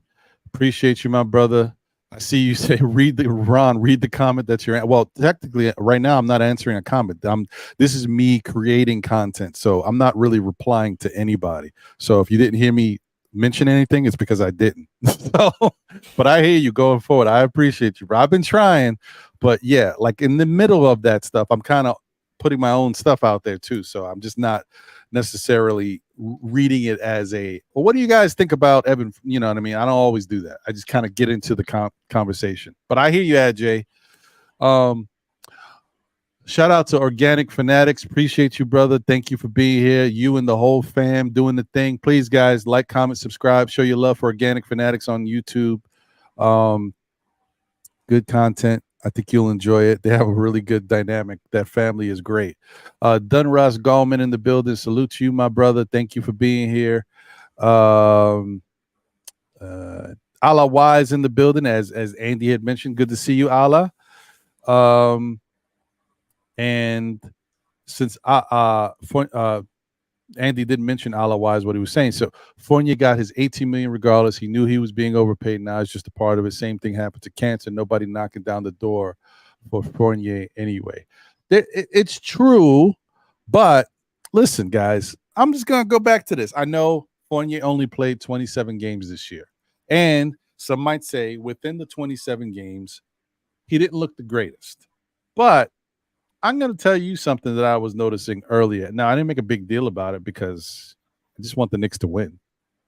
But I noticed when Fournier, and I said this in the very beginning when Fournier was playing, I didn't feel Fournier was comfortable. I didn't feel the Knicks were comfortable, actually, because certain things they were trying to do with the offense this year, just little tweaks, they were running things a little differently. You know, last year, we didn't love it, but there was a lot of dribble handoffs and different things to open Fournier up to get it. Yeah, it was a lot of that. This year to start the season wasn't as much of that. And I was noticing a difference between Randall and Randall didn't have his rhythm early. And then I was looking at Fournier, and Fournier looked lost out there. He definitely did not look comfortable at all. So it goes back to my thing that I've said before, especially on the offensive end. I don't know if Thibodeau and whoever's helping him with the offensive sets necessarily knows how to use certain guys to their strengths. We've talked about this in the past. For like 3 years now. We've talked about certain guys. We're not using them correctly. Look at Hartenstein. You guys remember when Hartenstein came over and we started playing him? Notice there was a point where he was being used a certain way. Then we switched it up. We started using him differently. And then he struggled. And then he had to get calls from Julius Randle and other people telling him, you know, you get out of your own head. You're good. You can do this. And then he started playing better again. But part of that had to do with how he was being used. When you don't use a guy to their strength the certain way that they're used to and accustomed to, you're not going to get the best out of them. Fournier is limited defensively, fine. Fournier is limited in certain things offensively, may be true. But can't take away from the fact that the guy shot 39% from three last year. He broke the record for 3 points made last year for the Knicks. He has ability to shoot and give us something that we need, and we couldn't even use him in a catch and shoot type, running off screens, and we could have used him different ways. We didn't even try none of that stuff. I don't know. But Andy, you were going to say something real quick, and then I'm going to get over to Wiz. Sorry, Wiz. Yeah, and Wiz, salute, bro. Before you go, when you're going to start talking, I'm going to go for that beer. But just to finish up this Fournier thing, from as far as my point of view, and fans already mentioned it, how would the backcourt look with Fournier and Jalen Brunson defensively, right?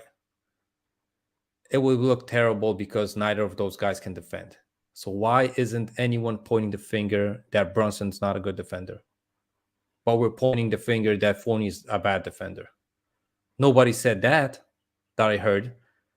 And like you said, using a player to his strengths, right? We never ran the offense for Fournier, but we did it for Brunson. What's going to happen to the Knicks fan base if Fournier goes to the FIBA World Cup games and has an average higher point total than Jalen Brunson? One is going to be a starter, the other one is going to be a starter. What if Fournier outplays Brunson in the FIBA World Cup games? That means that Tibbs picked a guy to run the offense through in Jalen Brunson, and he went with him over Fournier, and Fournier outplayed him in a world-class tournament. And what then? Why didn't we go run an offense through Fournier, for example? That's the question that the Knicks fans gotta ask themselves, because we clearly benched Fournier because those two couldn't work. We saw the same thing happen with Kemba Walker and Evan Fournier. That time we picked Kemba getting benched, right? And everybody was what? Oh, Kemba, he was on his last legs and stuff like that. But then again, look at the Kemba fans. They were like, why didn't we bench Fournier? Maybe playing just Kemba and Grimes would still work out.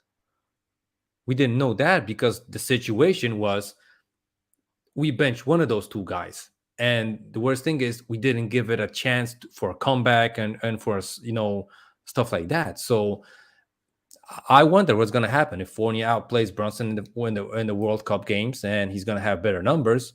But the coaching staff of Team France is going to play a certain, different kind of offense that might be for him. And then what? Then Tibbs is going to look stupid, or Jalen Brunson is going to look worse than Fournier? And what? You think Knicks fans are going to go back and say that, oh, they're sorry for Fournier? No, of course not, because they're going to say Jalen Brunson is, the man. But if you're talking that backcourt would look bad, that's why we sat Fournier. If that backcourt would look bad, why didn't we, limit the minutes of Brunson as well? Oh, I'm sorry, Wiz. I'm sorry. Okay. I got one more thing to say. I'm sorry. In fairness, I see where Andy's going here. I see where you're going, Andy. But I don't know. Brunson is a maestro offensively, bro. I don't know. He can do everything out there. I want to say that, like, I do think that Fournier will get busy. So I think when he's playing for FIBA, he's the dude over there. He inspires those guys. I think that helps him. He feels real comfortable at his game. Like, he can just go play out there. It's not the same restrictions being over here on the NBA. He's valued for who he is, and they respect him. And that's a huge difference to a guy's comfortability, their psyche, and all that. I don't know if he's going to play better than Brunson, but I will say you have a point, which goes back to my whole thing that I don't think the Knicks were using Fournier correctly. I'll say that. I can agree with you there. I don't know if I'm gonna give you that he's going to outshot. I can't say that yet, Andy. I'm sorry, but I remember, Ron. Remember, Ron. If I see game one and Fournier scores more points than Jalen Brunson, I'm going to be doing a live podcast. I know you will. I know you will. And shout out to Will Salkin in the building, in the chat. I appreciate you. Good to see you, brother. Real quick. AA's in the building. Salute to you. Appreciate you. Thank you for being here. All right. I think I got for the most part. If there's anybody out there. Oh, Nick Yak is in the building. Salute, Nick Yak. Jersey Shore is here. What's going on? Appreciate you. If there's anybody I forgot, like I said, always, not for lack of trying. I just may have missed you. Appreciate you guys. Wiz. Jesus. Wiz is over there. I was going to say this, and then I forgot. Then I was going to say this, and then I forgot. What up, Wiz? What up, gentlemen? What's up, Ron? Andy, how you doing, man? You gotta get that beer. You gotta get that beer. But once you guys talk about Fournier, first of all, salute to again why I came on, boy. Free Deuce. My biggest pet peeve about it is not even the fact that he's wasting the guy's prime years. It's not the fact that he's causing the guy money, because I know it's cost him a lot of money. It's this aspect of him saying that he stopped communicating with him, period. Basically, he's just totally ignored him. And that's the disrespect, I think, that I find the biggest. As a leader, everyone on your team should be valued in some way, even if they're not contributing directly right away. And that's one of my pet peeves. Reason why I'm saying it, because I speak from experience.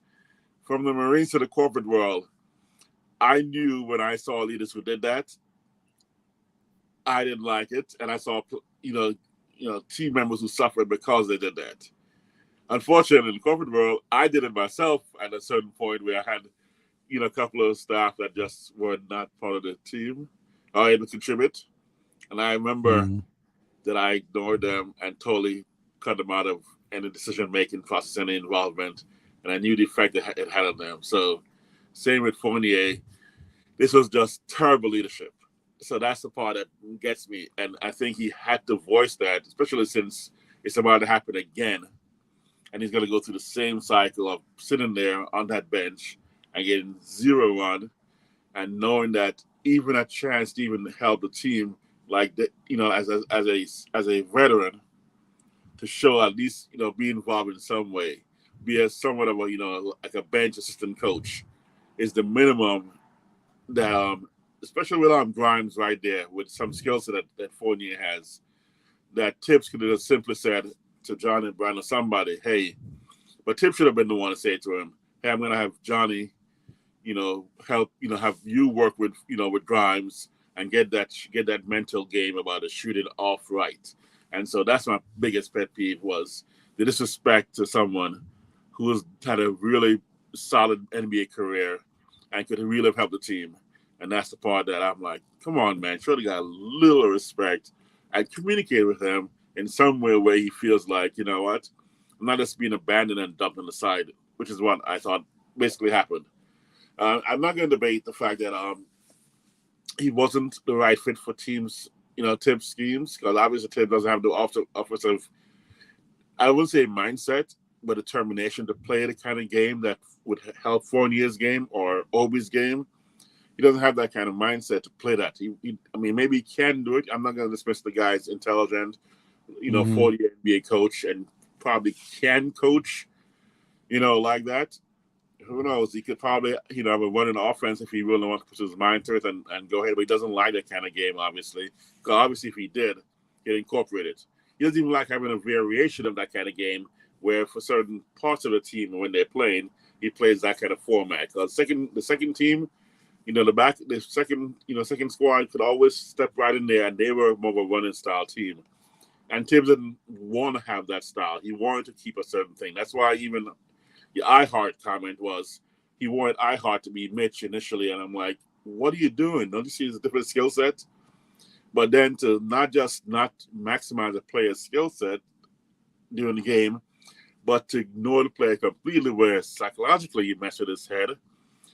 So you mess with his money, you mess with his head, and now you're making the guy have to verbally come out and say, almost he's saying, get me out of here without saying it, where you're not messing with the appearance of what he's going to look like from to other teams and other players that may come around and be like, I don't want that guy on my bench if he's going to come at us like that.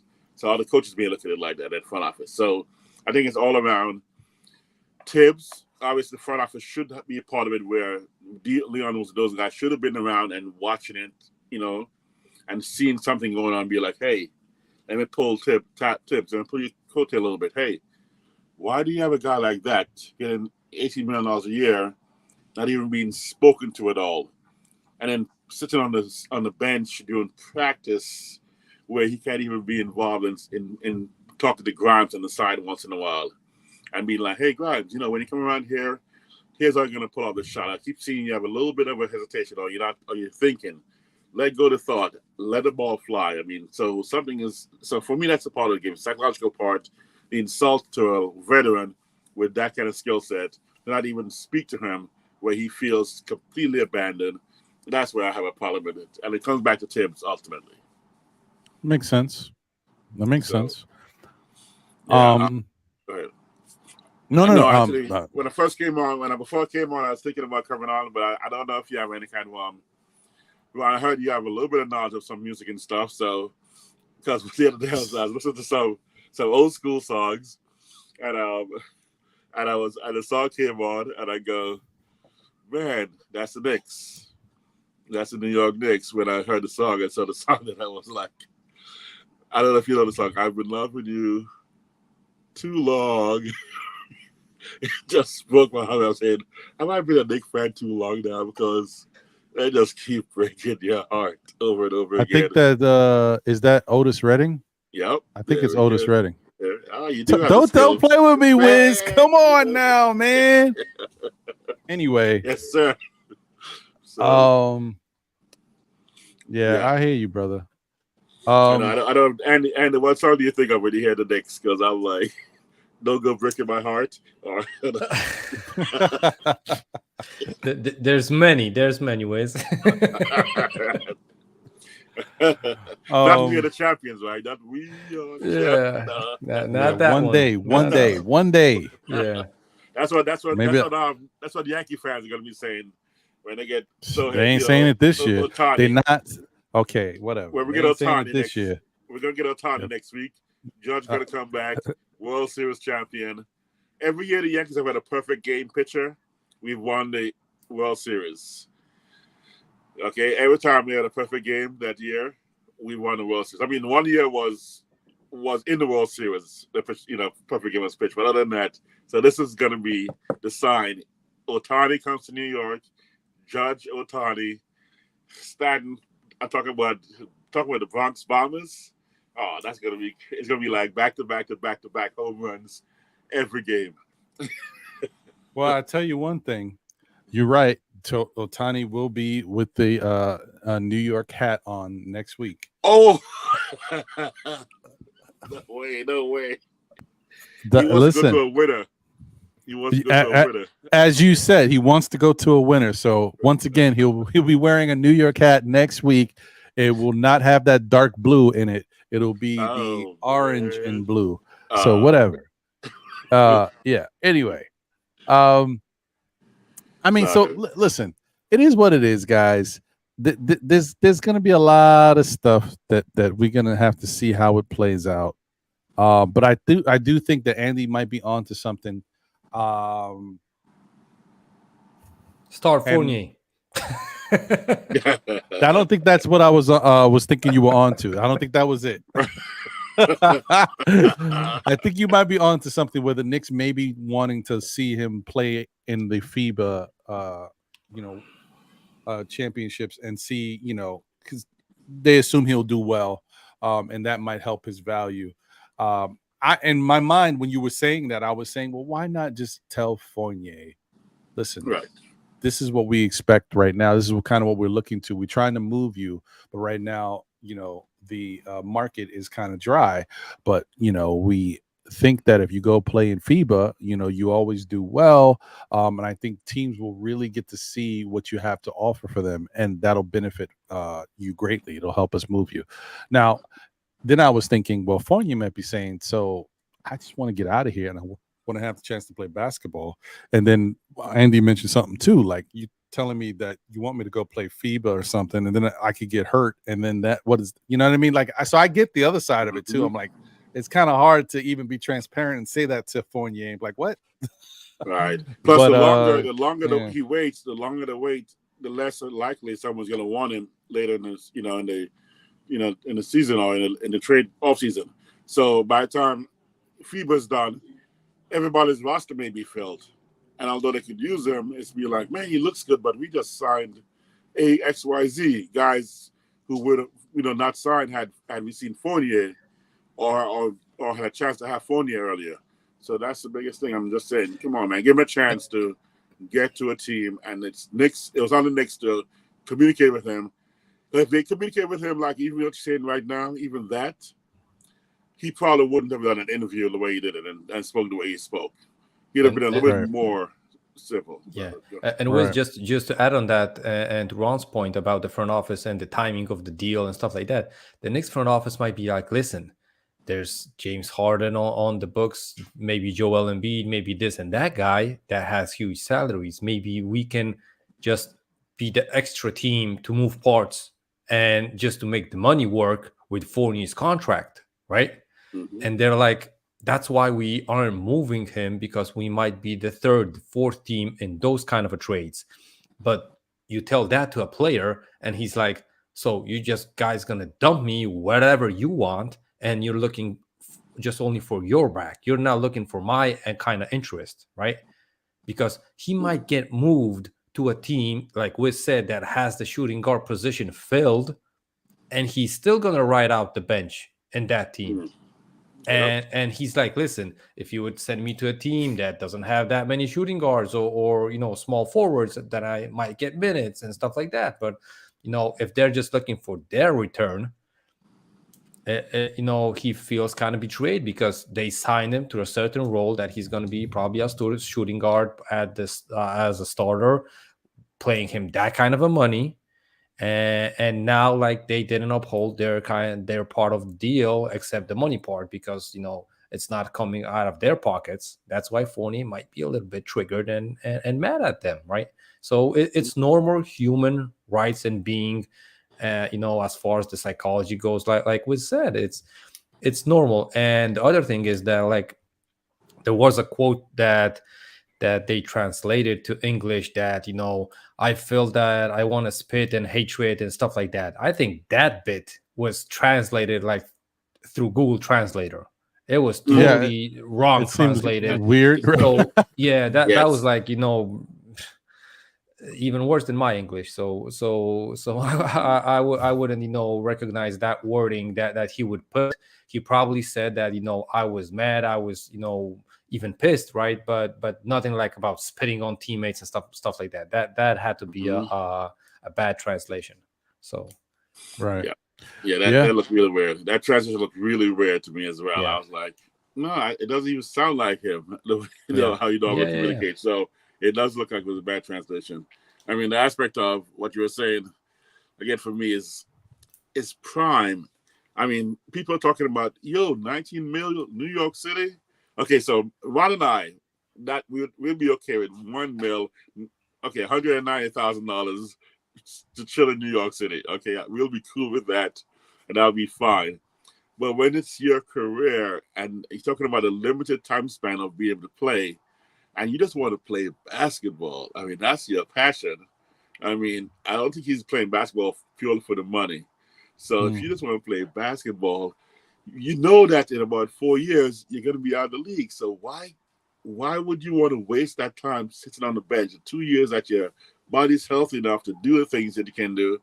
I mean, I guarantee right now, I shouldn't say I guarantee because I don't know what it's like financially.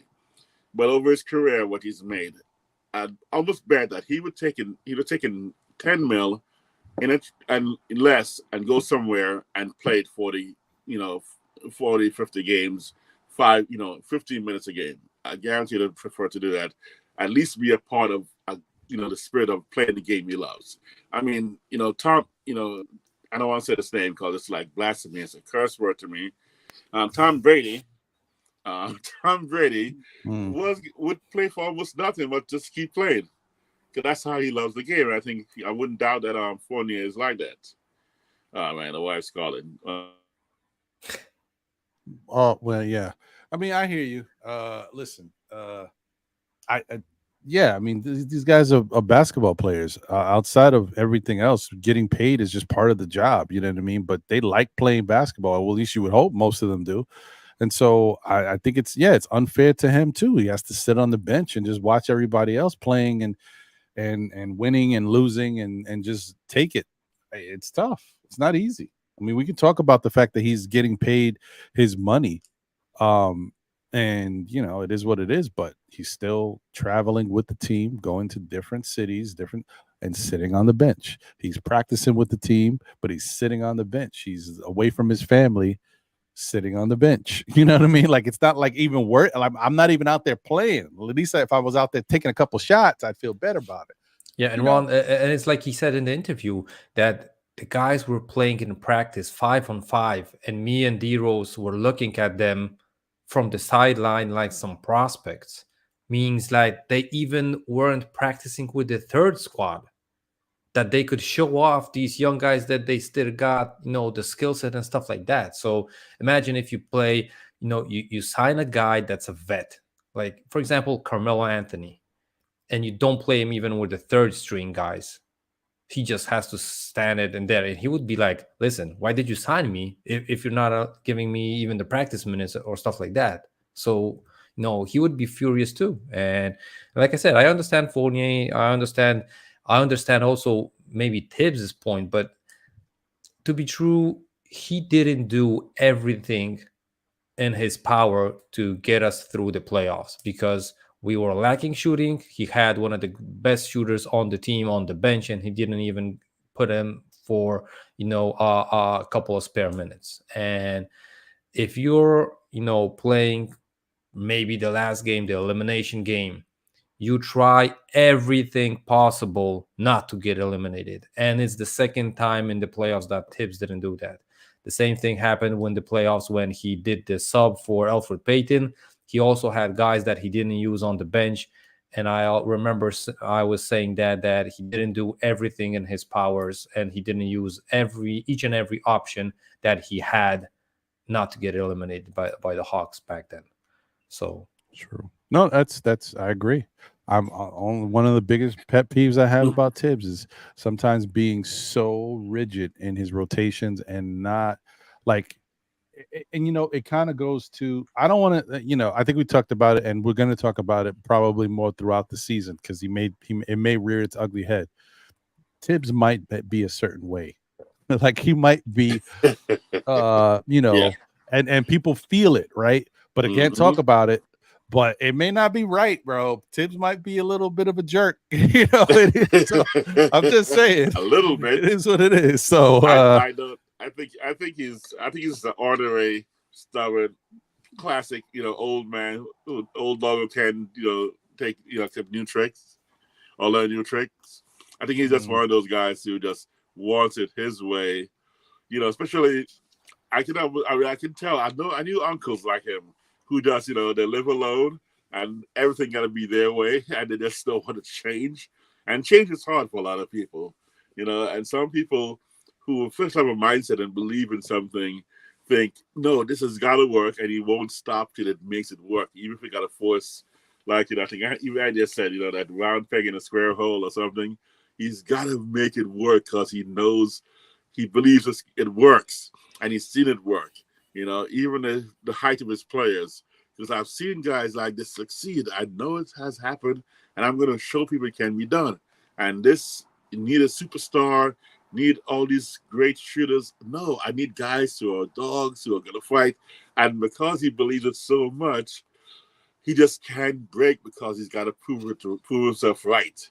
And unfortunately, trying to prove himself right over winning seems to take precedent. And that's just the way he is. And also, I think he's one of those guys who just kind of like, almost like, gets, you know, like a deer in the headlights. He gets locked in a certain zone. He just can't move, you know, that also the, you know, the paralysis analysis kind of mentality of where he overanalyzes things, and because he keeps thinking about, okay, if I do this, what if I do this, what if I do that, and his mind keeps going in a circle where he doesn't even make any move at all, and be like, okay, because the classic one, and everyone's talked about it and seen it, for me, and was a perfect example, was when he left RJ into that game and up by 25 and 10 seconds left or something, and he kept him in, and I'm like, everyone's screaming, get him out. If people were screaming on live podcasts once, get RJ out, and then he actually twisted his ankle. Wasn't bad, but it was but it cost him a couple games. The next was a Dallas Mavericks game where Luka killed us, you know, last 30 seconds and 8. He had Grimes and IQ, I think, at the foul line, or who were the two guys at the foul line when you had iHeart and Sims. You could have had, but Wiz, on that, in fairness, could the player personnel have been better out there on the court? Yes, but it don't matter if you don't do what you need to do. These guys didn't box Luka out. Julius Randle is standing there. I'm like, what are you doing? But whatever. Okay, don't. I think it was you get me in my feelings again. I don't dismiss that, but the thing is, here's why I pointed out the next game. He did the rotation, defense, offense rotation, the rebounding. He did the exact same thing that he should have been doing that game. That game, he locked in, didn't move anybody for the 33 seconds. The very next game, the exact same scenario was there, and he did exactly what I was screaming. You got to have a defensive, if you have a chance to take a timeout or there's a break in the play, and you can put a defensive squad and then switch back to offense, and then put some rebounders on the foul line. The very next game, he did exactly that. So it was too obvious a scenario of comparison where it was like, okay, if we did it like a month later or something, I would understand. The next game was the exact scenario where he did what he should have done, the Dallas game. And for a 40-year coach to go, oh man, I should have, that's a mistake a rookie coach makes. But 40 years in the league, and you've seen this happen over and over again.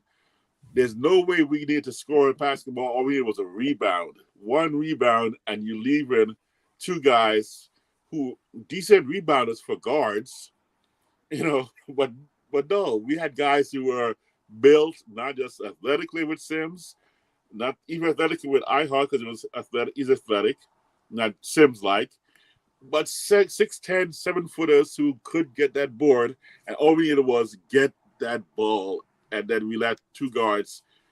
I know, plus Randall not boxing out, not keeping Luka away, get that rebound. So I'm just saying, Sims does kind of stuff where he looks like his mind just freezes and he doesn't know make the move. Even though, again, I'm not saying he's a bad coach. I just say he has those lapses so too often for a guy with assistants who, if they were listened to more often, should have been able to pull his coattail and say, hey, yo, what's happening there? And the chance of using Fournier or something else, I'm not going to dismiss that he probably should have, but even communicate to the guy to say, yo, I'm sorry, man. Like D-Rose, sorry, we're not going to play this year. I know it's going to affect your career. We're going to keep, at least put some word out there that Fournier's got all the skills we need. Just right now, our team is going to go for defensive schemes, and we're not room for offensive guy. You put the word out there just to say that's why I'm not playing him. Not that he Wiz, sometimes guys are just, they are who they are, and they're built into that type of stuff. I was going to use an example, but I realized I can't use the example because I ain't trying to blow up anybody. So I'm like, I can't use that example. But, it just, guys are the way they are, and, you just have to deal with it. But before we get over to Jay Boogie, guys, I need you guys to smash that like button. And I'm going to make you smash the like button because I'm going to give you time to do it. You guys know, I was deep in the conversation. We were flowing nicely. I didn't even get you guys with the intro. So please smash that like button. And here, take this time while the intro's playing to smash the like button. The intro. All right? So we'll be right back, and then we'll get into Jay Boogie and get his thoughts on everything. We'll be right back after this.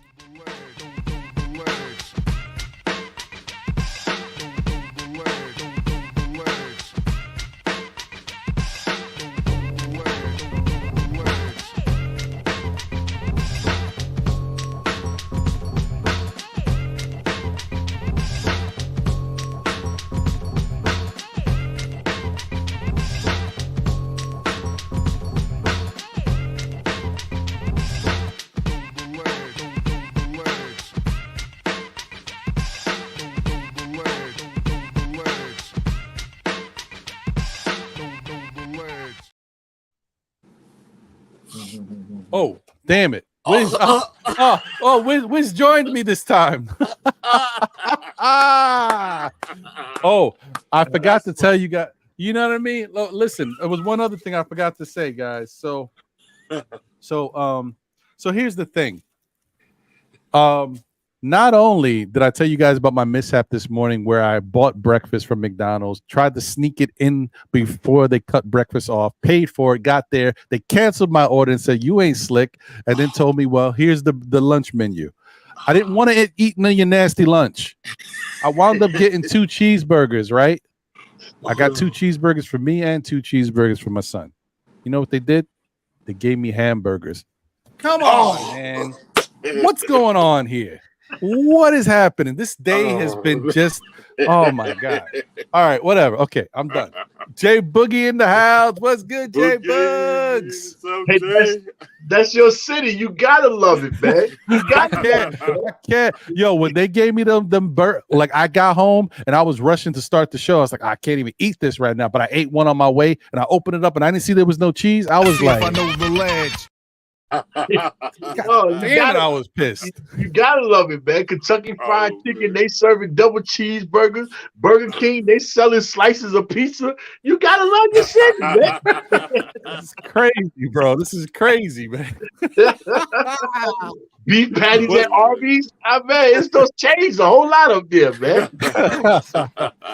That's nuts. What's going on What's with happening? that, man? I'm good, man. Good afternoon to everybody, man. Shout out to everybody in the chat, man. Rocking, you know what I'm saying, doing what they do. Hoping everybody having a blessed weekend. Hit that like button like the man asked, you know what I'm saying? Not asking for much. Just hit the like button, let you know what I'm saying? Let him know that you appreciate, you know what I'm saying, the services that he provides each and every time he logs on. Shout out to Andy, a.k.a. Mr. Carver High himself, man. That's why I'm up here, man. Andy is up here, so I can't really hang out with Andy. And don't you carry nothing that might be a low. Come on, ease on down. You got the Wiz down there at the bottom, you know what I'm saying? So I just came to rock with y'all for a few minutes, man. I just got out of class with my baby. She takes classes on karate classes every Saturday now. Nice. So that's why, on Saturdays, I don't be really like, with you at the beginning of rocking. She has a 12:30 appointment. So, man, what's going on with y'all, gentlemen? How y'all doing? What y'all talking about? Well, I mean, it's funny you brought up karate because we was just talking about Fournier. So you see what that's a nice little segue there. But we listen. We know it's a little bit of a dry time right now. The Knicks ain't got a lot on the horizon.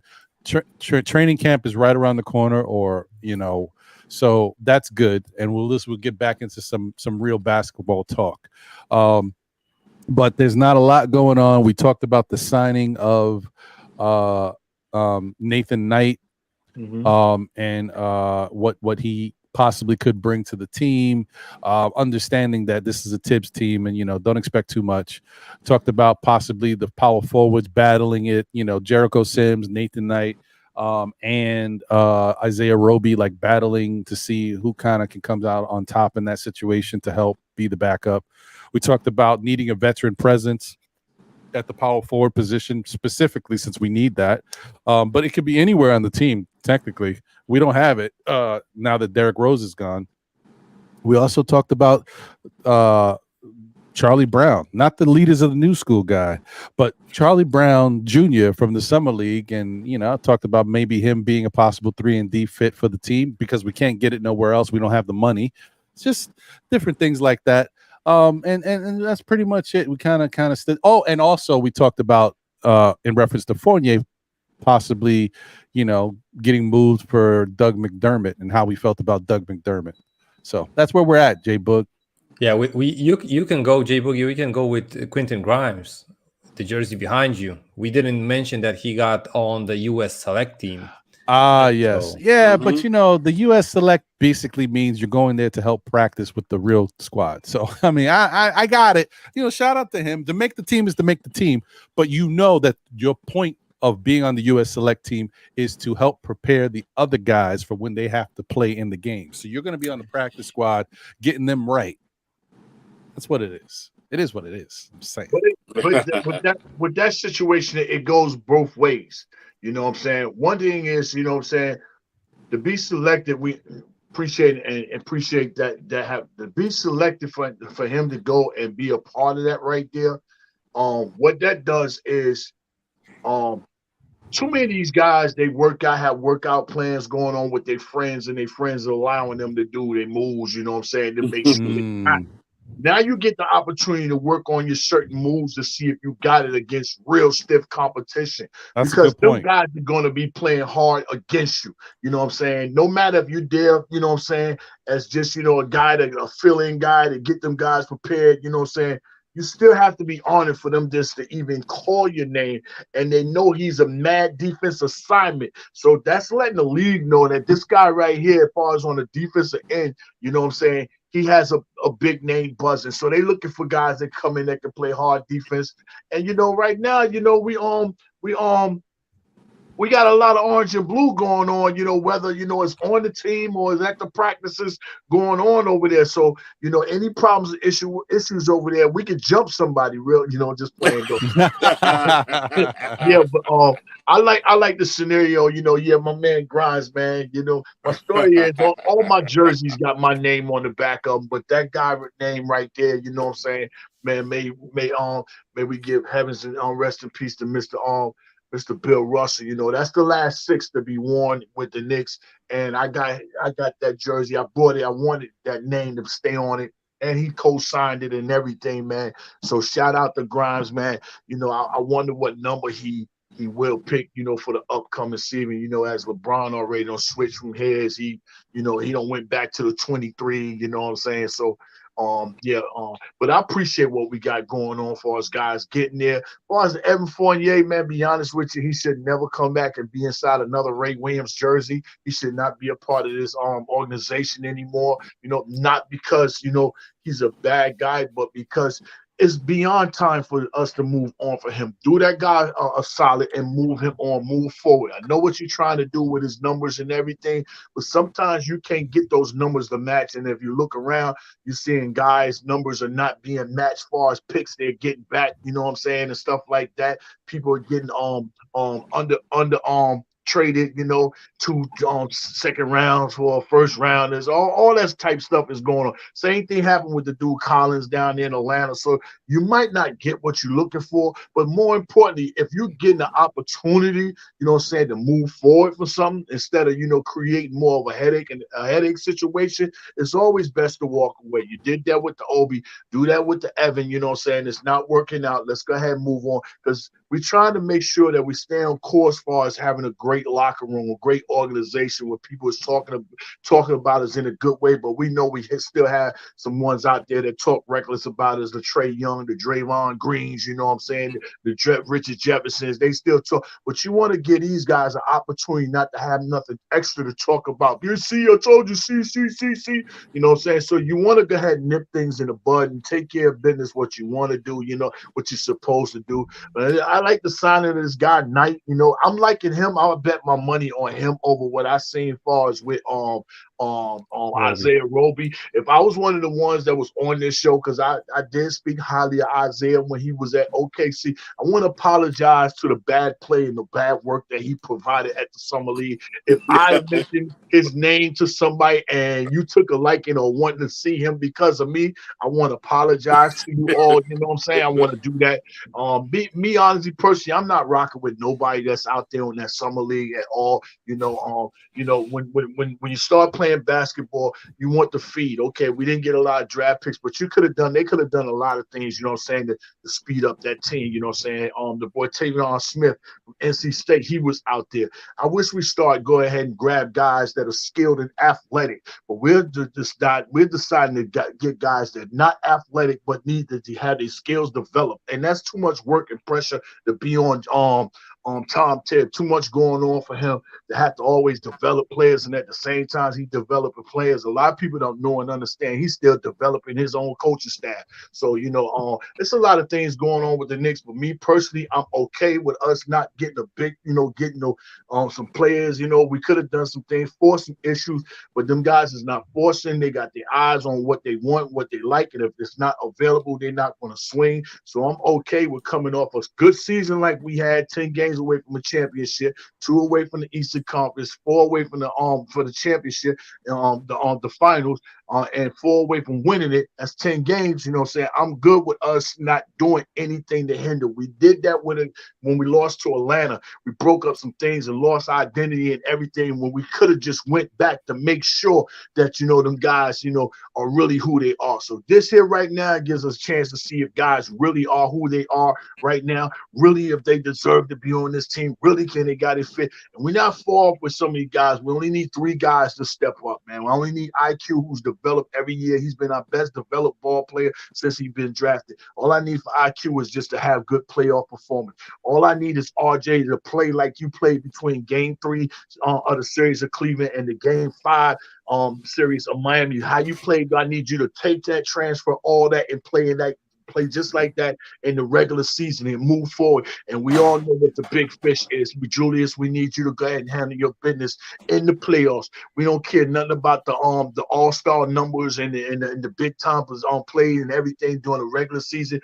But this is the year that we want Julius to go ahead and carry over. So I'm okay with them going back, just not really running it back, but I just say we taking it back, to what we did last year and see how we can move forward. Now, if it doesn't work out, now you have more people that's out there that's available for you to go and snatch and everything, you know what I'm saying? But more important, you must go ahead and fill out the contract for this guy, Jalen Brunson.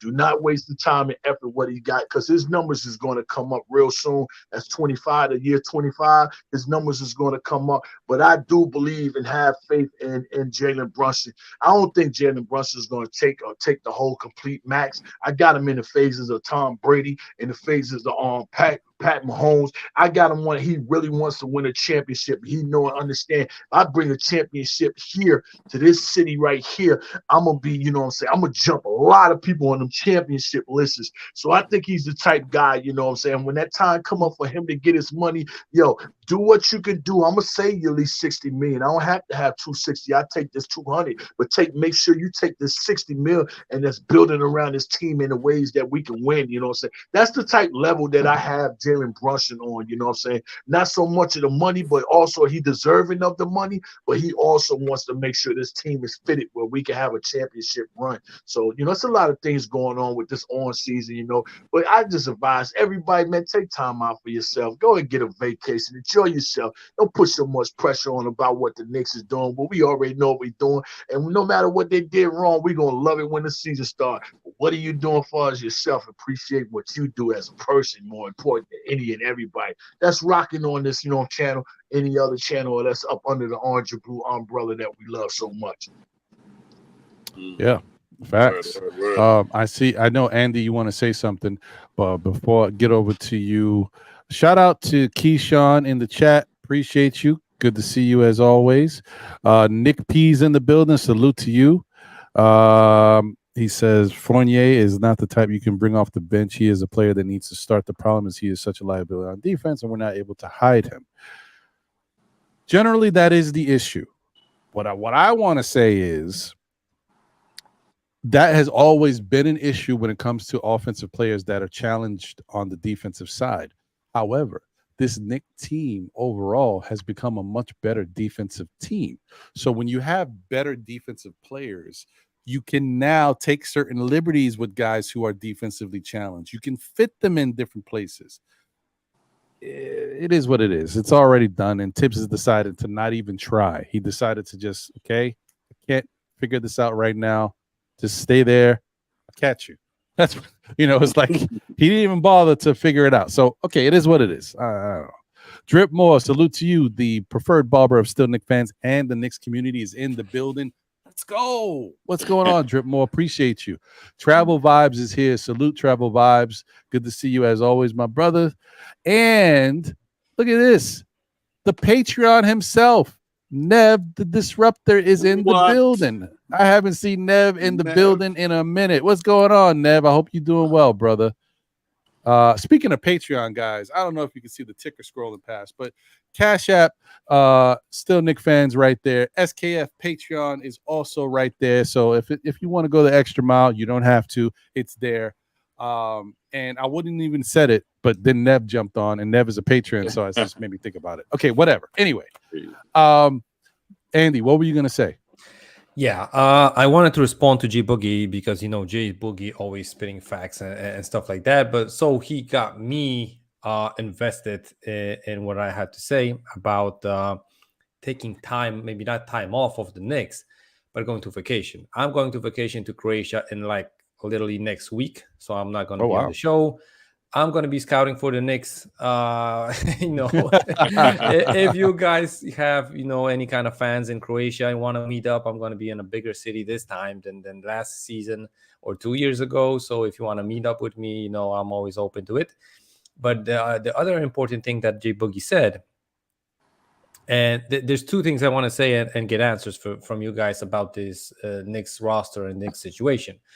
One thing is that this Fournier interview, I don't know if you guys noticed, you probably did, or what they did with Twitter, right?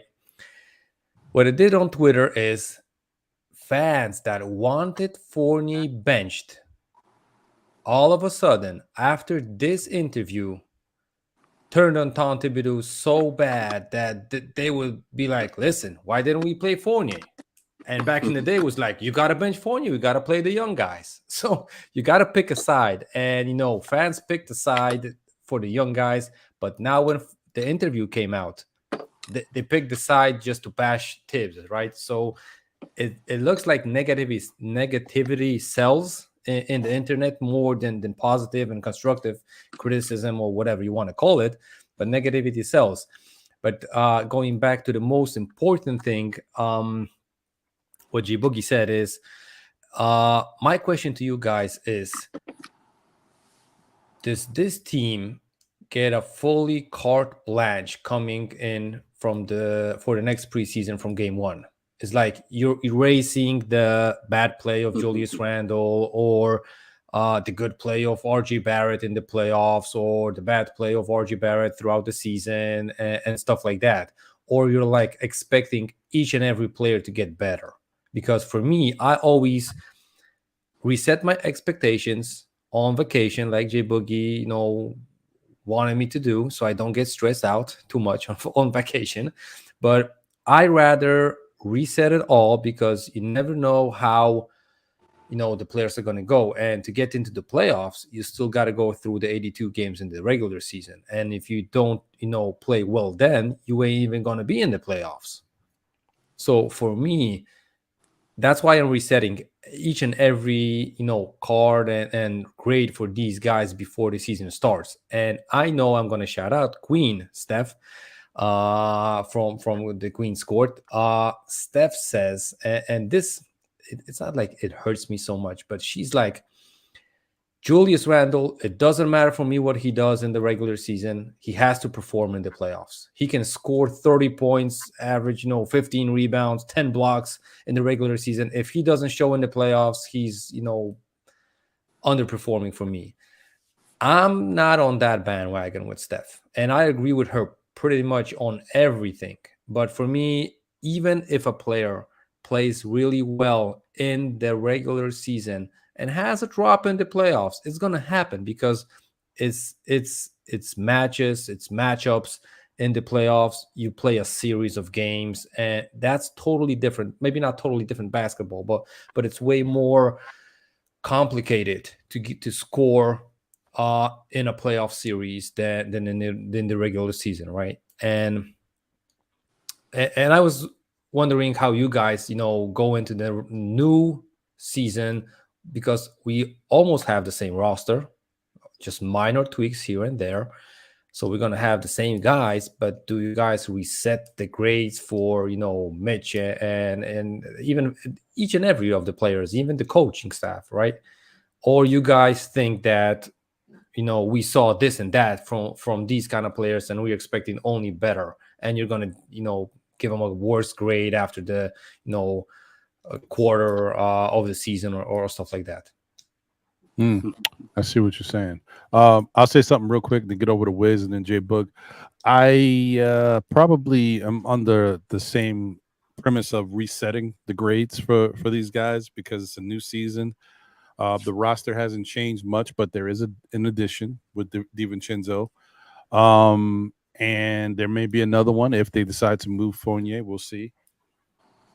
But I kind of just think that, I said it before, I'm like, I've learned a lot from watching the Knicks last year. Last year, I had moments where I jumped out the window. I had like 2 months that I was on the Fire Tibbs bandwagon. And then in the end, they win 47 games and they get to the second round of the playoffs. So I was on what is the front office doing? I was mad that they didn't close the deal on Donovan. I'm like, can I believe in this front office? Can they get it done? They still haven't shown me they can get the big deal done, but these little deals they've been making have not been bad, and in the end have turned out. The Cam Reddish one, okay, didn't turn out, but you're going to make some ones that you got to try. But in the end, the Knicks still were a better team than they were the year before. And even if you're saying, well, they weren't that good the year before, no, they were really, really pretty good this past year. So you got to give them credit for that. And they did something they haven't done in 10 years. So that's, I think we gotta look at them with a new lens. You know what I mean? Can't just look at them for the same old Knicks. They're not the same old Knicks. Every year is a new year. Just got to give them a chance to see what that year turns into. So I'm with you on that. Before I get over to Wiz and his thoughts, I just wanted to shout out to the chat once again. Long Island Sound in the building. Salute. What's good? I appreciate you. And my boy Stafford Don in the building. More fire, rhythm beats. Bo, bo, bo, bo, bo. Don't let him fool ya. Oh no, he's a Yankee fan, so I don't know. Watch him. Watch that guy. All right, Danielle's in the building too. Salute, appreciate you. Wiz, what's your thoughts on what Andy's saying? Are you ready to wipe the slate clean and go into this year looking at them new? Oh, my bad. One more guy. Linux Road Poe. I have not seen you in the chat before, so thank you for tuning in. Hopefully you enjoy the content and continue to come back. Appreciate you. Thank you for being here. And he said, and when Obi is on the bench in Indy, they're gonna blame Tibbs about that too. I see where you're going, brother. I hear you. Nice. Wiz, so what's your thoughts on what Andy was saying? Are you ready to give the Knicks a clean slate for this year and go from there? Or are you like, nope, this is my grade. They need to change my grade. Man, end of season, I start off, and I'm on a musical tip right now, right? With my Temptations, because the dreams were there. And I started singing, just my imagination. Running away with me. I mean, Larry O'Brien is the girl, right? And I'm dreaming about her looking through my window as she passes by. And I'm like, reality is set in. So Hal Beverly and Bulos came in. I shouldn't say the names because I want to be calling out the names because Ron knows everything. So Harold Beverly and the Blue Notes came in right after the season. I mean, the offseason started. I started seeing who they got to the Obi, got Dante. And I just went, you know what? Wake up, everybody. No more sleeping in bed. I got to wake up, man. That dream of Larry O'Brien is gone. I'm sorry, man. I can't do it. What I am doing right now is giving them a clean slate, looking at it from, one game at a time and taking, Jay Boogie's advice and then, following, Andy's train of thought. Unfortunately, I am where I was last year, where I had cautiously optimistic, a glimmer of hope. Disappointment is there deep down that I'm trying to suppress. Anxiety is now one of those conditions that I think is going to permeate my entire Knicks sharing season because I don't know what to expect necessarily. And most of it not just comes down to personnel, but a part of it is personnel. I don't see a championship team. I'm not quite sure I see an ECF team based on, Milwaukee, Boston's, changes and potentially Miami's. And to a certain extent, Cleveland, additions, where I'm worried about ECF. So the anxiety is there. And so what I'm looking forward to is resigning myself to letting that girl go and just looking towards, maybe her sister or, her best friend. And be like, you know what? She's cute too. She's cute too. I'm all right with that, best friend. I'll take seconds, but I want that girl, and I don't know if we have what it takes to get her. And again, my first song of, I've been loving you too long. I've been a Knicks fan. Literally, I'm going to be at year 48 of a Knicks fandom. Because I was there. I mean, I saw Clyde play in the Garden. I saw Lonnie Shelton, my first game, and I fell in love with that moment. And Lonnie Shelton hit that final shot and buzzer with it. I was like, my dad took me to that game. I was like, Dad, this is the greatest thing ever. First basketball game I've ever been to a Pro game. And I'm like, I'm a Knicks fan for life, and we're going to win the championship next year. And 77 goes, and 78. 88, 99, 2000. So my heart is there. Oh, probably will always be. But I've been in LA now for 22 years. And you're killing us, Wiz. You try to make the Knicks fans go into deep depression right now with this stuff. So right now, that's my emotion. I mean, I'm gonna be I'm going to try to put aside all those dreams and wishes and live in reality and recognize we're going to have a really good team, not necessarily championship level yet, and I may have to wait another year or two. I think there is potential for us to do it. I just don't know if this front office and this coach can take us there. And so I'm resigned to being, we're not a losing franchise right now. We got a winning franchise. So let's enjoy the ride and the journey, and not let's look at a destination yet, just quite yet. So that's my take on how I'm going to start the season off. Enjoying the journey. Okay. Shout out to CC, my guy Cartagena in the building. Danielle is in the building as well. Appreciate y'all. Bricks Nation is in the building as well. What up, Bricks? And Ajay, boy, oh man. Ajay says, Jay Boogie, please have Wiz sing the hook on your next release. Listen, I knew Ajay had issues, but I didn't know his ears didn't work either. Jeez. Yo, Ron, you got to read my comment to RJ.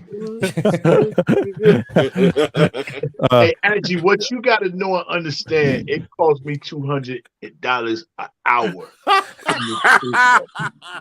So majority of the time when I go in there, I do mine in 1.5 takes. Oh, man. You want me to come in there and Wiz just went on a what just now? You got windows breaking, all types of just my imagination that sounded good. That's what that was. I take the investment from my investor and we can work out something. But you guys got to tip way more for Boogie to get Wiz on in the studio. So man, that voice is too good for you. That's what it is, man. You don't hear the time. Yeah, no, I mean, I definitely look. I'll put you in the background, Wiz. You can hit the deep blues. You know what I mean, like old Otis. Oh, with the Otis wasn't the deep. Otis didn't have the deep voice in the Temptation. It was the other guy. It was Melvin. My bad. I got it right. I got to get it right. Yeah. Oh man. Well, anyway, what was your thoughts, Jay Boogie? What do you think about? You think you ready to give the Knicks a clean slate or what? It's binoculars.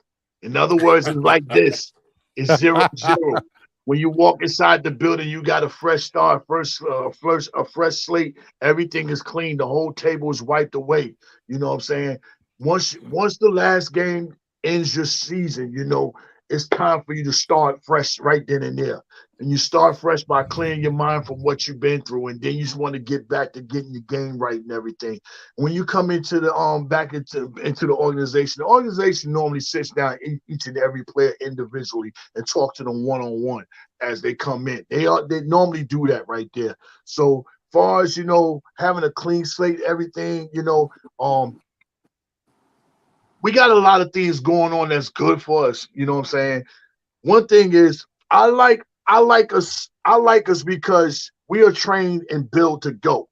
And what I mean by that, Tom has these guys really in game shape year to year, where they can play many minutes as possible. Now, reason why I'm saying that, because as we all learned over the summer league, is the commission has informed us that we're having an in-game tournament now. So now, definitely right now, all games are counted for. You have to be in the greatest shape right now because every game means something. And one thing about the Knicks, we know, you know, 8 players, 9 players, you know, we get the best out of it. I don't know if a lot of these other teams can do that from a long period of time with an in-game tournament coming on, and you got your own personal bracket that you have to get out of to even make it into the tournament, the in-game tournament. And with that, you know, far as with the squad and the in-game tournament, hold on for 1 second.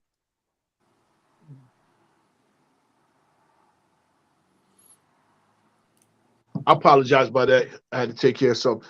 Yeah, as far as with the in-game tournament and everything going on, and we train to go and being prepared to go on this stretch run about what we're doing. A lot of teams, you know, they have not changed. They have not done nothing for their teams, you know. Milwaukee has done nothing. They only brought players back, you know what I mean? So with them, Philly, they don't got worse with the James Harden situation.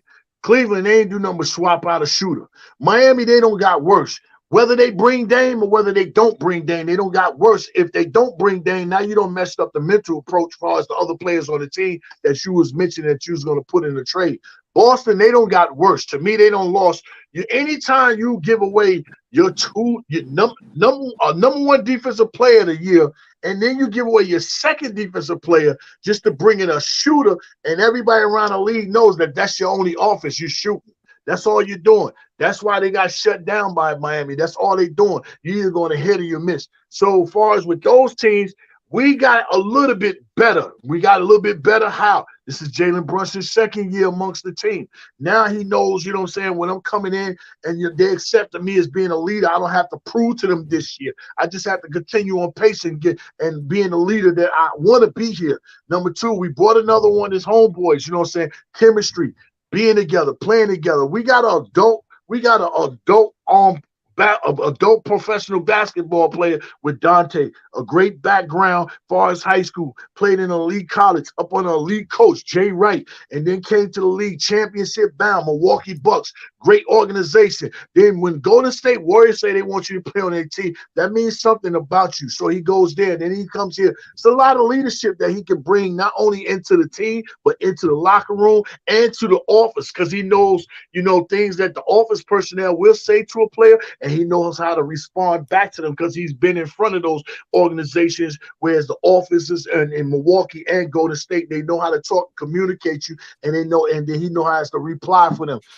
Everything to me, everything's a clean slate for me as far as everybody, what they got going on this year, the coaching staff, the office, the players, everything is brand new. But the thing is, we're in the middle of the pack still, and I look for us to try to climb up a little further, but more importantly, don't let the ones that's behind us come up. We know Indiana did a little something, but they really don't have it. We know Detroit doing a little something, but they ain't ready, you know what I'm saying? As far as in-game playoffs, the Knicks are built for in-game playoffs, whereas they gotta know they know we having an in-game tournament and we must reach our goal. This is goal number one.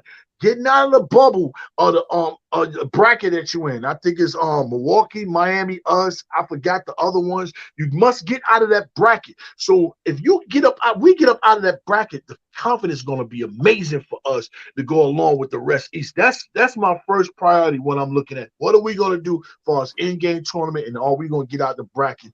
But like I said at the beginning, man, to me, everything is binoculars, 2 zeros. I can see everything right now. We got no wins. We got no losses. I'm fresh. I'm clean. I'm ready to go. And all you got to do is answer your call, man. If you answer yourself what you want to do during the off season to up big your game, guess what? It's going to answer your teammates, and the teammates is going to answer the coaching staff, and the coaching staff is going to answer the organization. And with all those answers going up from the bottom all the way to the top, they don't do nothing but give the answers to the, us, the fans, everybody that, love and appreciate us the most. That's what matters the most, But having a clean slate, everybody got a clean slate. I got a clean slate. I got a new album get ready to come out, and I'm not giving nothing to nobody here, nothing. When I finish it, I'm just putting it out there like that. So it's clean slates, everything. Ron got clean slates, you know what I'm saying? Andy got clean slates. Wiz got clean slate. He got clean pots too, because he get ready to cook something. I know how you get down there. With that salmon on deck. With that salmon on deck while I'm doing. Yes. He got that butter sizzling. That's why he's muted. Looking like the bootleg DVD in the screen. Exactly. Oh man. Yeah, the Keith Turner said, y'all still talking about Obi? Obi, not a game. Oh no, that's not what he said. Oh, my bad. Anyway, listen, y'all. I don't know, man. We got to see what happens. Just understand that we're in for another exciting ride. The Knicks don't make anything easy, and we got to see what type of team we got. Like, how are we going to be this year? Last year we were Jekyll and Hyde. We were the team of streaks, either losing streaks or winning streaks. Are we going to play that same way this year? Who knows? We got to see. It's interesting. I don't know. That's one thing about Tibbs. I cannot say exactly what his team is going to be from year to year. Don't know. I don't know. But I'm ready for the ride, man. I'm excited to see what they do. I think that some of these guys are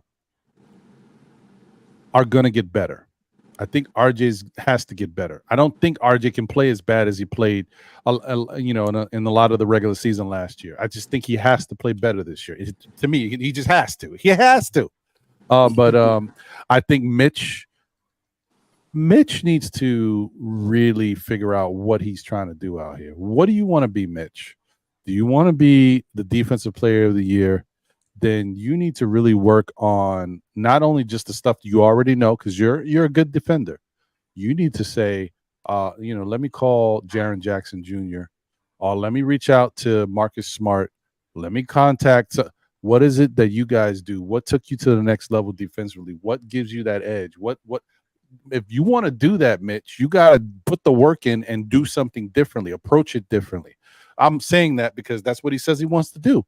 A guy who says he wants to be the best defensive player in the league has never made an all-defensive team. Not one, not two, not three, none of them. So I just, guys got to figure out who they want to be.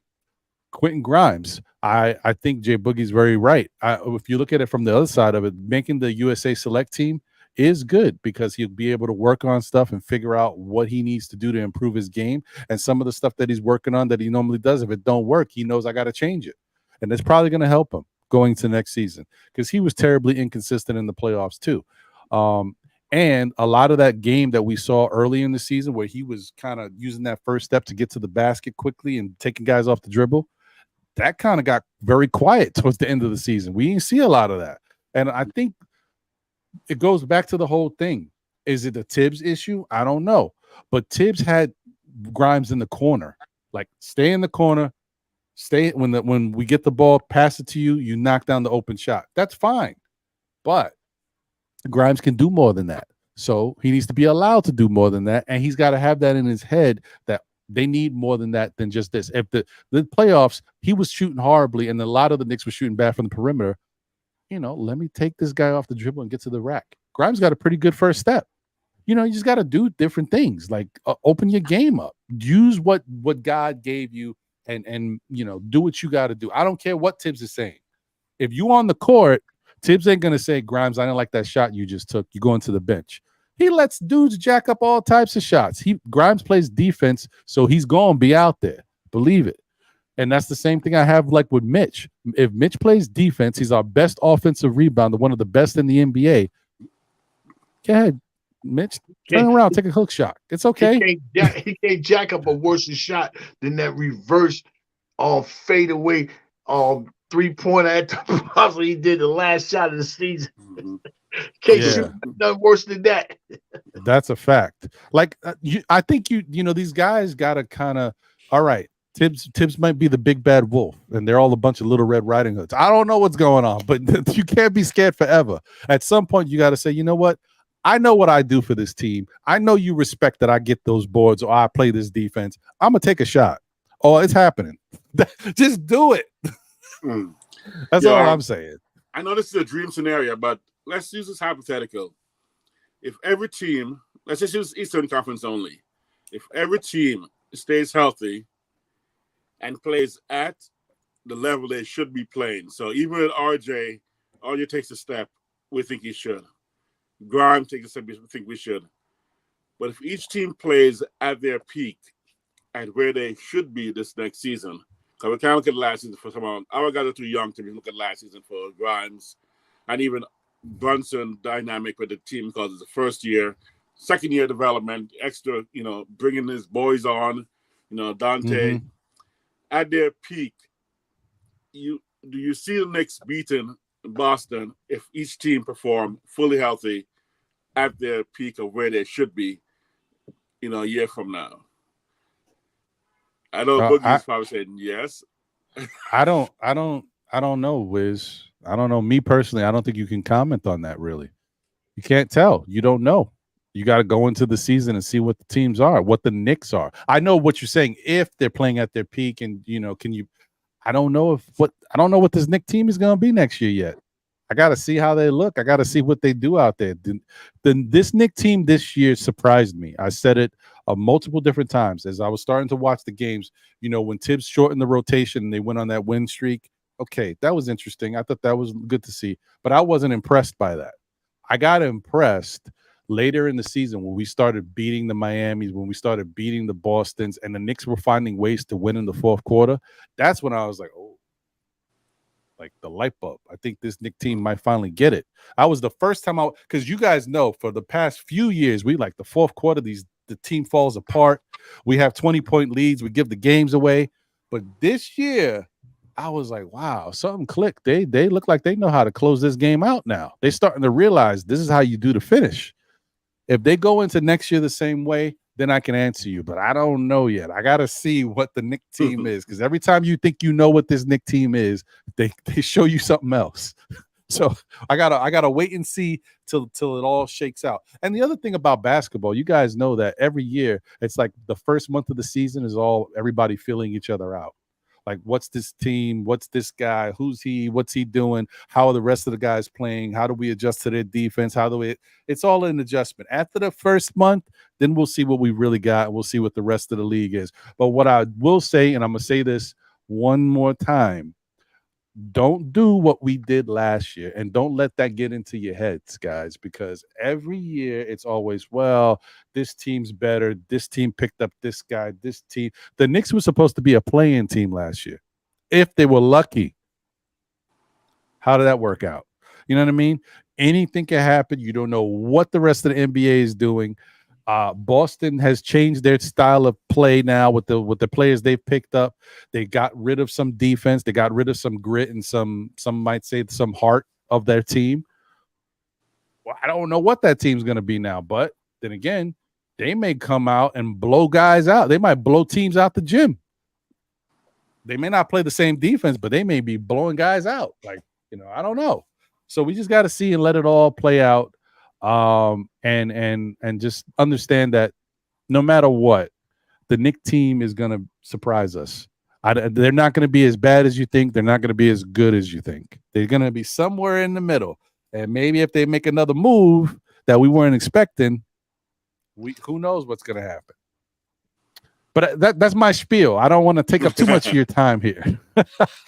Anyway, Andy, what's your thoughts on that? And then I'll probably, as we're doing that, we'll get around to, final thoughts, and we'll wrap up so that way people can go outside and enjoy whatever is left of this beautiful day. Because I tell you, on the East Coast in the New York area, it's like 85 degrees. It's sunny. The humidity is low. I'm like, let me try to get up out of here. I just want to take a little walk around the block. Anyway. Yeah, Ron, just going back to what you said, that the Knicks kind of impressed you when, the fourth quarters came by and you were like, oh, they can finish and wrap up these games. I think that's attributed mainly just to Jalen Brunson. I'm not going to lie. He was the game changer in the, late time games. And I think, him having the ball in his hands, that helped way more than putting the ball in Julius's hands or even RJ's. So I'm attributing that thing to straight up to Jalen Brunson. I didn't see that many adjustments from Tibbs. I think it was clearly because Jalen had the ball in his hands and he managed to pull out the games for us. That was that. And what was the original question? Because I was concentrating so much on what you said that about the closing out for the fourth quarters. No. Yeah, it was basically just if each team performs at their peak and fully healthy, who do you think we can beat and compete against in the East? Where do you place the teams in the East? Yeah, I'm going to rank the Knicks still at between 4 and 6. I'm not going to lie. Maybe Philly is going to be a little bit weaker if they make moves or stuff like that. Question is how the Celtics are going to play. They got KP there, but they lost Marcus Smart. I think he's a huge part of that team, probably the heart and soul. So that might be a problem and an issue for them. The other teams, maybe the Magic are going to be a little bit better, but I'm not saying that they're going to make the playoffs instead of the Knicks. So they might budge a little bit. The Bulls probably not gonna move. Maybe late in the play-ins. Who was up there with the Knicks? Yeah, I think we're gonna be between the 4 and 6, and I'd be happy with that because I don't want to be in the play-ins because if you have an injury to a major player or a bad game or stuff like that, you might be out of it. That's why I think between the 4th, 5th seed in the East is going to be a comfortable, situation. I won't call the next season a fiasco if we get less wins as far as the number goes than we had the previous season. If we get 44 wins, but we are still between 4 and 6, I'm going to be happy with it.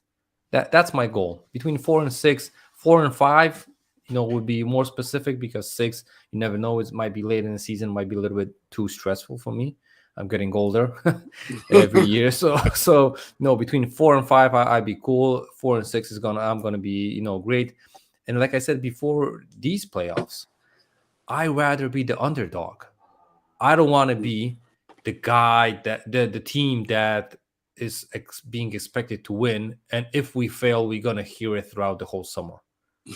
No, if we're gonna be 4 and we lose to, if we're gonna be 5 or 6 and we lose to the 3 or 4 team, listen, we're supposed to lose. They were ranked higher after the regular season and stuff like that. But being in that position to attack a better team and stuff, I think that's the most comfortable position you can be in as far as this Knicks team, because we are still not in the top phase of building this team. We still got spots to improve on, and I still think that we shouldn't be expected to be on a rebuild mode back again. We are still building the team instead of at the peak, and there's only tear it down mode, right? So I still think between 4 and 5 and 6, I'm gonna be cool with. That kind of hurts What's me, your Andy. thoughts? That kind of hurts me. Well, What? You don't like 5 or 6? No, I don't. I'm first of all, remember, You're greedy, Wiz. You're greedy, man, Wiz. I'm not a Mets fan. I'm a Yankee fan. Okay, Yankee fan. I get it. You guys always expect to be at the top and winning, but let me tell you something: the Knicks are not. We are not better than Milwaukee. Okay, I'm sorry, and I saw someone put in the chat, how are the Knicks going to deal with both the Lopez brothers and Bobby Portis? That height is going to destroy us. Maybe it may be a problem, but we'll get there when we get there. We'll figure it out. But we'll see. Yeah, Wiz, I'm sorry. Oh, you want to have Boogie go for that? Oh yeah. I was going to tell. Okay, cool. Yeah, Boogie, what's your thoughts? If everybody's playing at what they should be playing at and healthy and all that stuff, how do we look finishing the season? Man, I again, I'm gonna say I like our chances. Number one, the pressure is on Milwaukee with Giannis. You got to prove it to him. The pressure is on Philly with Embiid. You got to prove it to him. The pressure is on Cleveland because you know the situation with Donovan.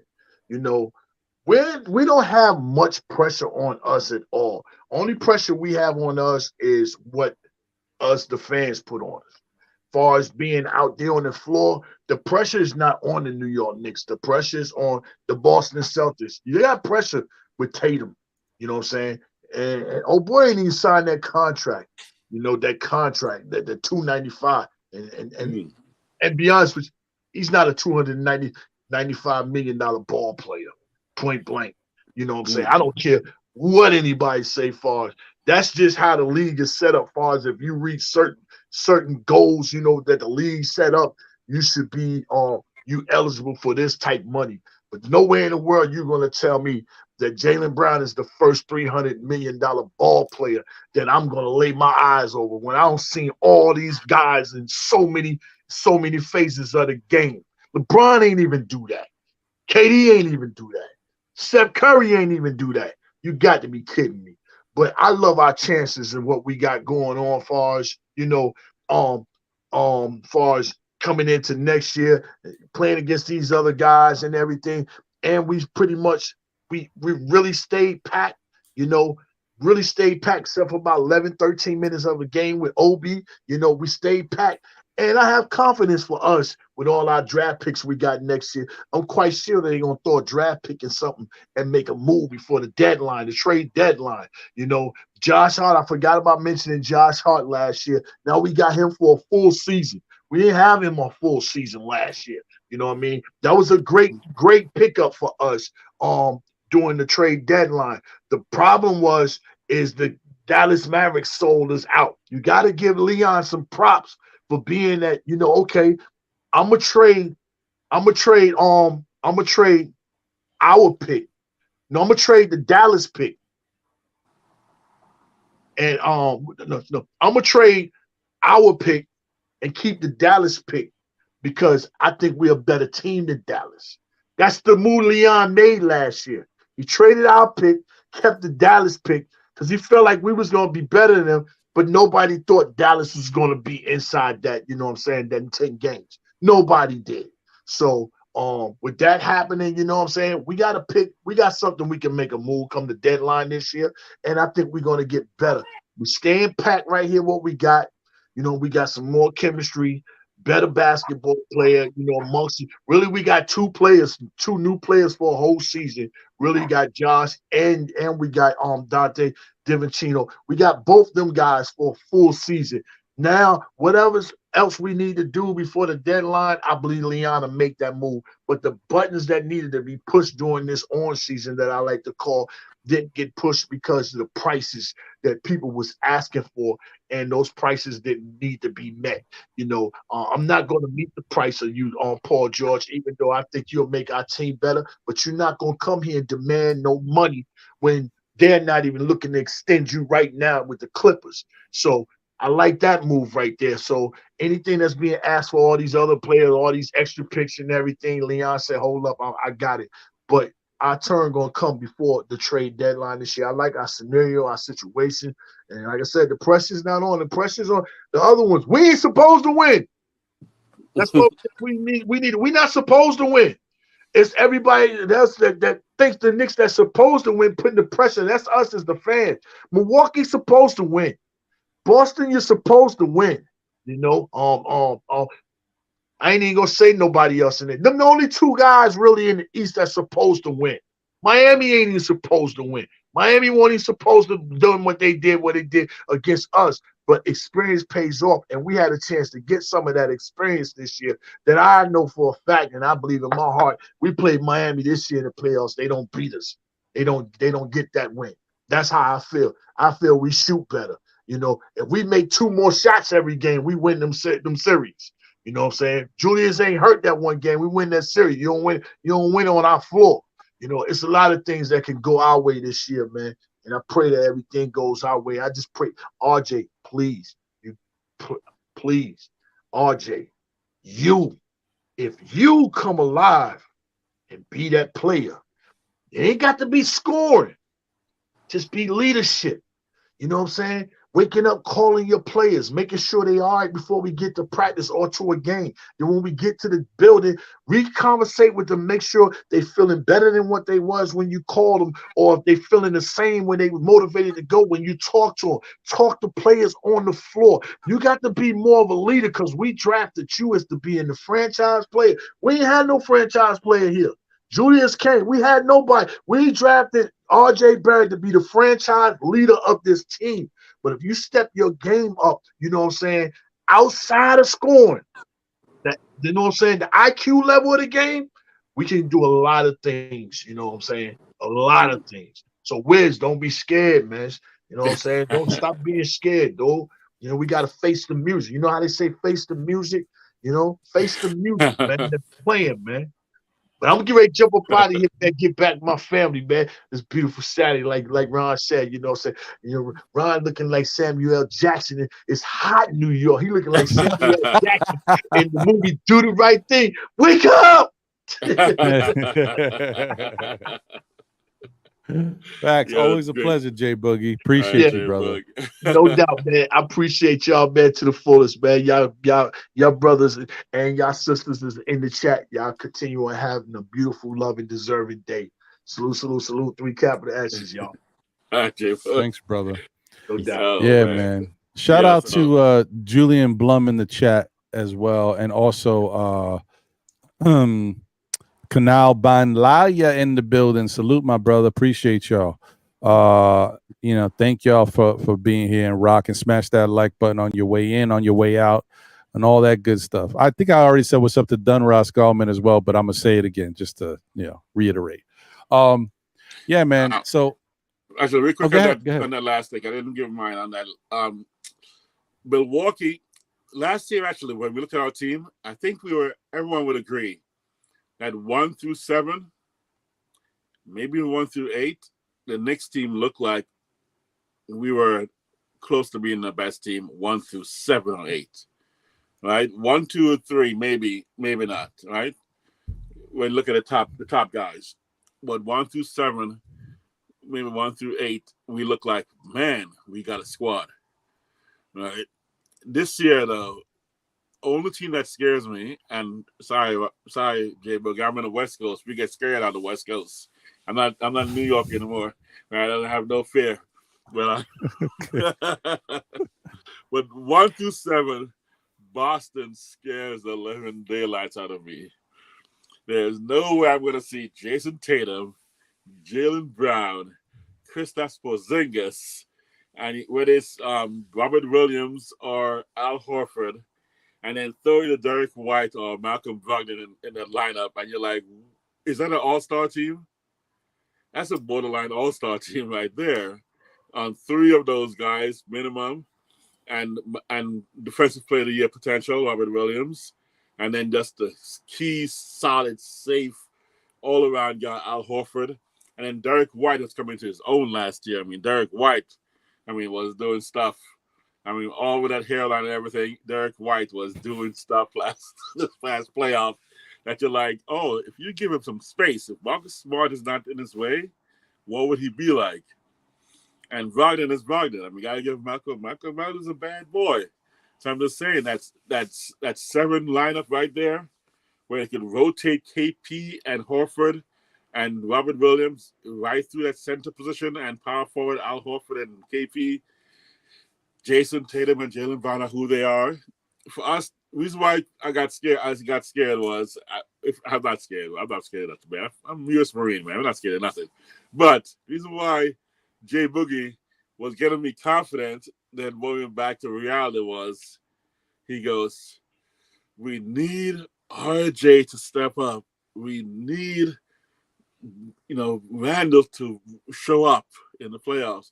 So once we started putting these things that we need these guys to do, and I was assuming that if they do it, but if the potential is that they may not, where all those 7 guys named on the Boston Celtics lineup right now, they've all done it. They've all done it in some way, shape, or form.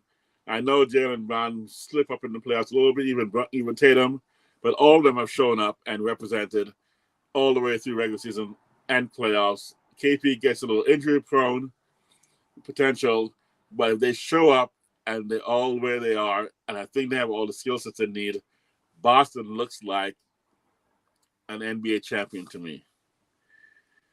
And so that's why. Yeah. And then when Andy says top 6, 4th, that means 4 through 6 for us. If our record is who we are, and whether we're 4th, 5th, or 6th, that's not ECF. That's not even the ECF, right? Well, no, you don't know that because I'm not saying if the record. If this is based on the record. Oh, yeah. But you never know. Then it's not ECF. It's a potential ECF because we get by, we can beat teams, matchups, the right opportunities, injuries, etc. But if the record is who we are, the record says we're not ECF.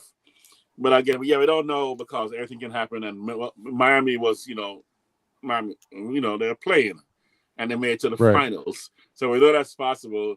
But if it's purely the record speaks to who you are, and my fear is that Orlando, the teams that we swept last year in matchups, coming back stronger this year, and we're going to come back with. I think we could win 50 games. Let me put it out there. I think we can win 50 games, but I think we could also win 40 games. I can't rule that possibility out. Because I think those weaker teams that have been making their moves may catch us. They may catch us in the right position, right time, at home, whatever the scenario is. And of course, KP got to get used to Boston. They got to get used to his play style. But they basically changed one player, and a very key player. But they switched out one player, but KP has moved around enough where his adjustments to Dallas, Knicks, Washington, now Boston, he's mature enough to make his adjustments, and those guys seem like they all have high IQ. I mean, it looks like I don't see one low IQ player in Boston. The Knicks, I don't know. Listen, don't shortchange your Knicks, man. Don't shortchange your Knicks. The Knicks realistically should not be worried about Milwaukee, Philadelphia, or Boston. Those three teams are going to do what they're going to do.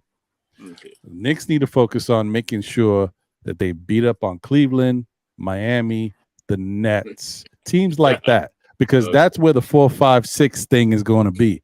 Knicks got to take care of business against those teams. Of course, you want to take care of if you played the Bostons, you want to deal with them too. But those are the teams they got to focus on. Cleveland is going to come back, and I think Cleveland is going to be a much better team. It's weird to say that because they were a really good team for the regular season, but I think they're going to be better this year because Donovan's going to have another year under his belt with that system, with that team.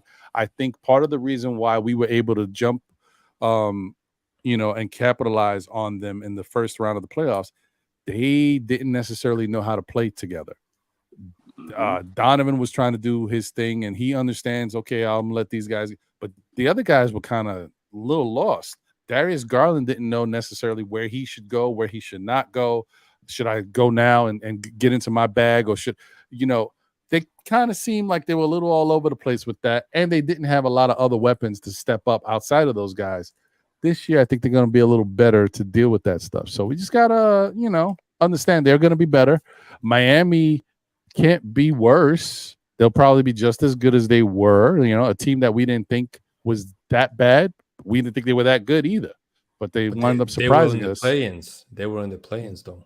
Yeah, exactly. And that's the thing. Like, once with a team like that, that's kind of veteran type, once they get into the playoffs, that's when they become a problem. So, and then Brooklyn Nets, cannot sleep on the Brooklyn Nets because they still got some talent over there. So I think that there's some things we got to worry about, but I wouldn't stress it too much. I'm going to say what I said before. It's a new year. Just let it play out, because all that other stuff we worried about, Orlando getting better, Detroit got a little better, listen, in the end, they're going to have to beat us just like we got to beat them. So let's wait and see how it all plays out in the end. Final words, Andy?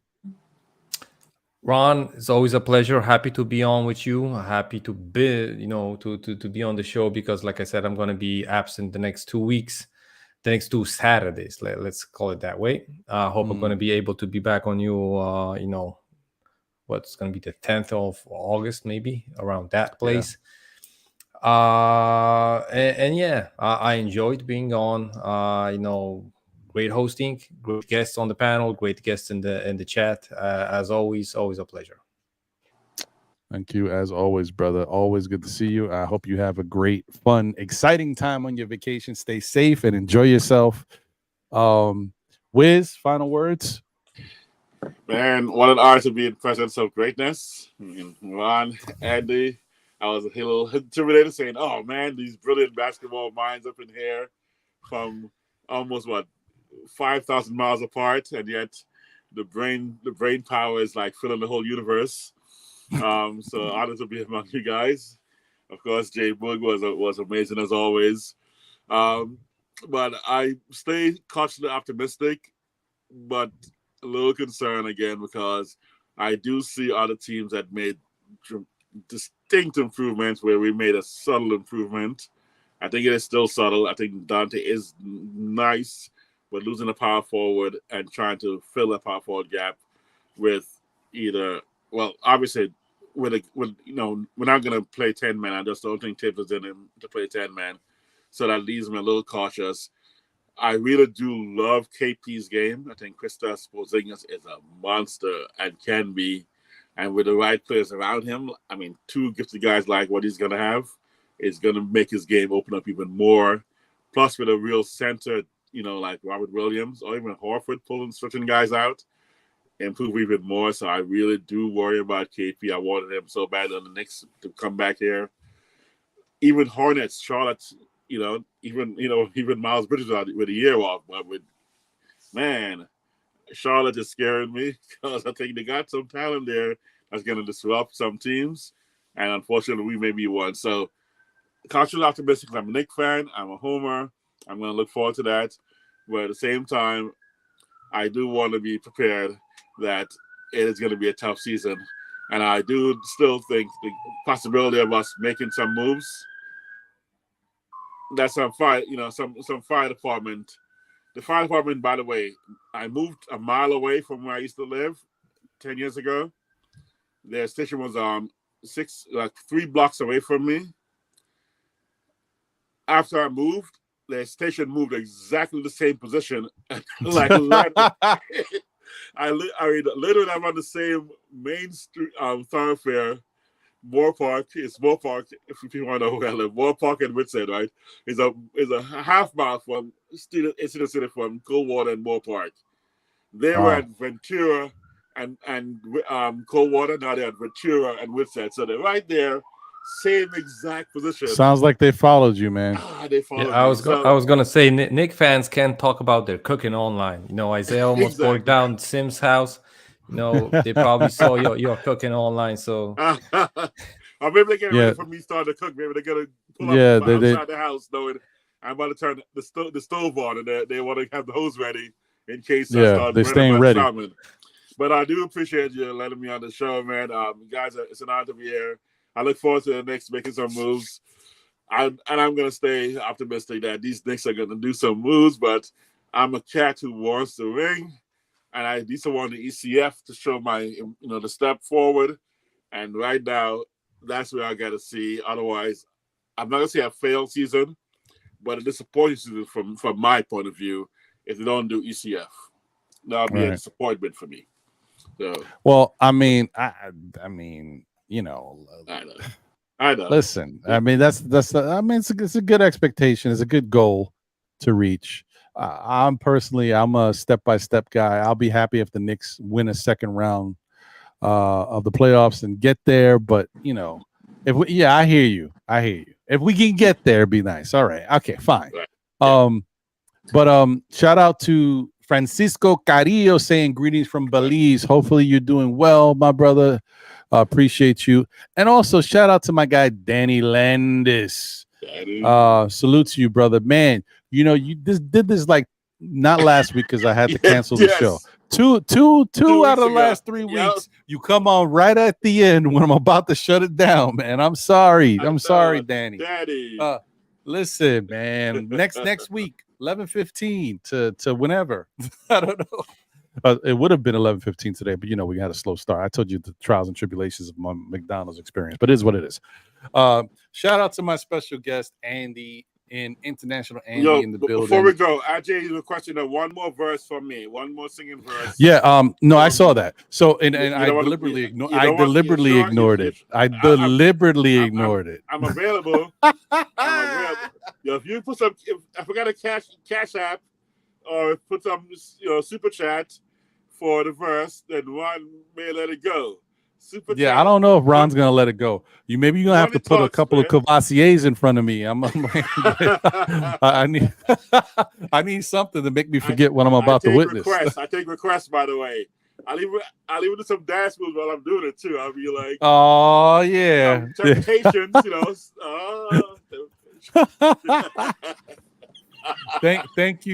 Thank you to Wiz, man, for bringing his humor and being a part of the show and his vocal stylings. I'm not thanking him for that, but he brought it. So anyway, shout out to Jay Boogie. Appreciate you, brother, for being here as always. We'll stay tuned and look out for his new album when he decides to drop it. I don't know exactly when it's going to be out, but we'll check for it. other thing with housekeeping is if you guys have been paying attention, there hasn't been an NBA report this week, and there probably won't be one next week. But the week after that should be the first week of August, and we will be dropping the new NBA report, new name, similar look, but it's going to be different, and it's going to definitely be a different style of show. Hopefully you guys like it and it works for you. We're excited for it. And so stay tuned for that. It'll be on Thursdays at 8:30, but first week of August, what day is that? It's going to be Thursday the 3rd. So August 3rd, that'll be the new show. Did we ever what it's called the NBA wrap up? Shh. I've said enough. All right. Shh. Anyway. All right. So stay tuned for that. It should be pretty cool. And I'm excited for it. One other thing I was going to say. Oh yeah, I also have a new channel that I am kicking off, but I'll leave that there for now. I'm not going to, I mean, if you really want to search and look for anything that has my face, maybe you'll find it, but I'll put it has nothing to do with basketball. I'll tell you that. And I'll put that information out there, but I'm trying to develop more content and put more content out on there. So there's people, I don't want you to just go on there and see one video. So as I put more stuff up there and we get to a certain point, then I'll start telling people about it. But yeah, so stay tuned for that type of stuff. Some dance moves. I mean, there's music involved, but I don't know if you're gonna see me do more than a little bop my head. You know what I mean? I might do a little two-step, but you ain't gonna see that much. I don't know. Anyway, so thank you guys as always. I appreciate you for showing the love to the show. I know that we all got lives and there's a bunch of things we could be doing, but you guys are here listening to us talk about our Knicks, and I can't tell you how much it means to me. And I thank you to the special guest on the panel once again. Hey, listen. Be good to yourselves, man. Enjoy this summer. Before you know it, it'll be over. So, enjoy the summer. When the summer's over, we'll be back into the swing of things with Knick basketball. And we're here for the ride, man, the long haul. So I thank you guys once again. Have a great rest of your day. Be safe out there in the streets. And you know what? Don't forget, know the ledge.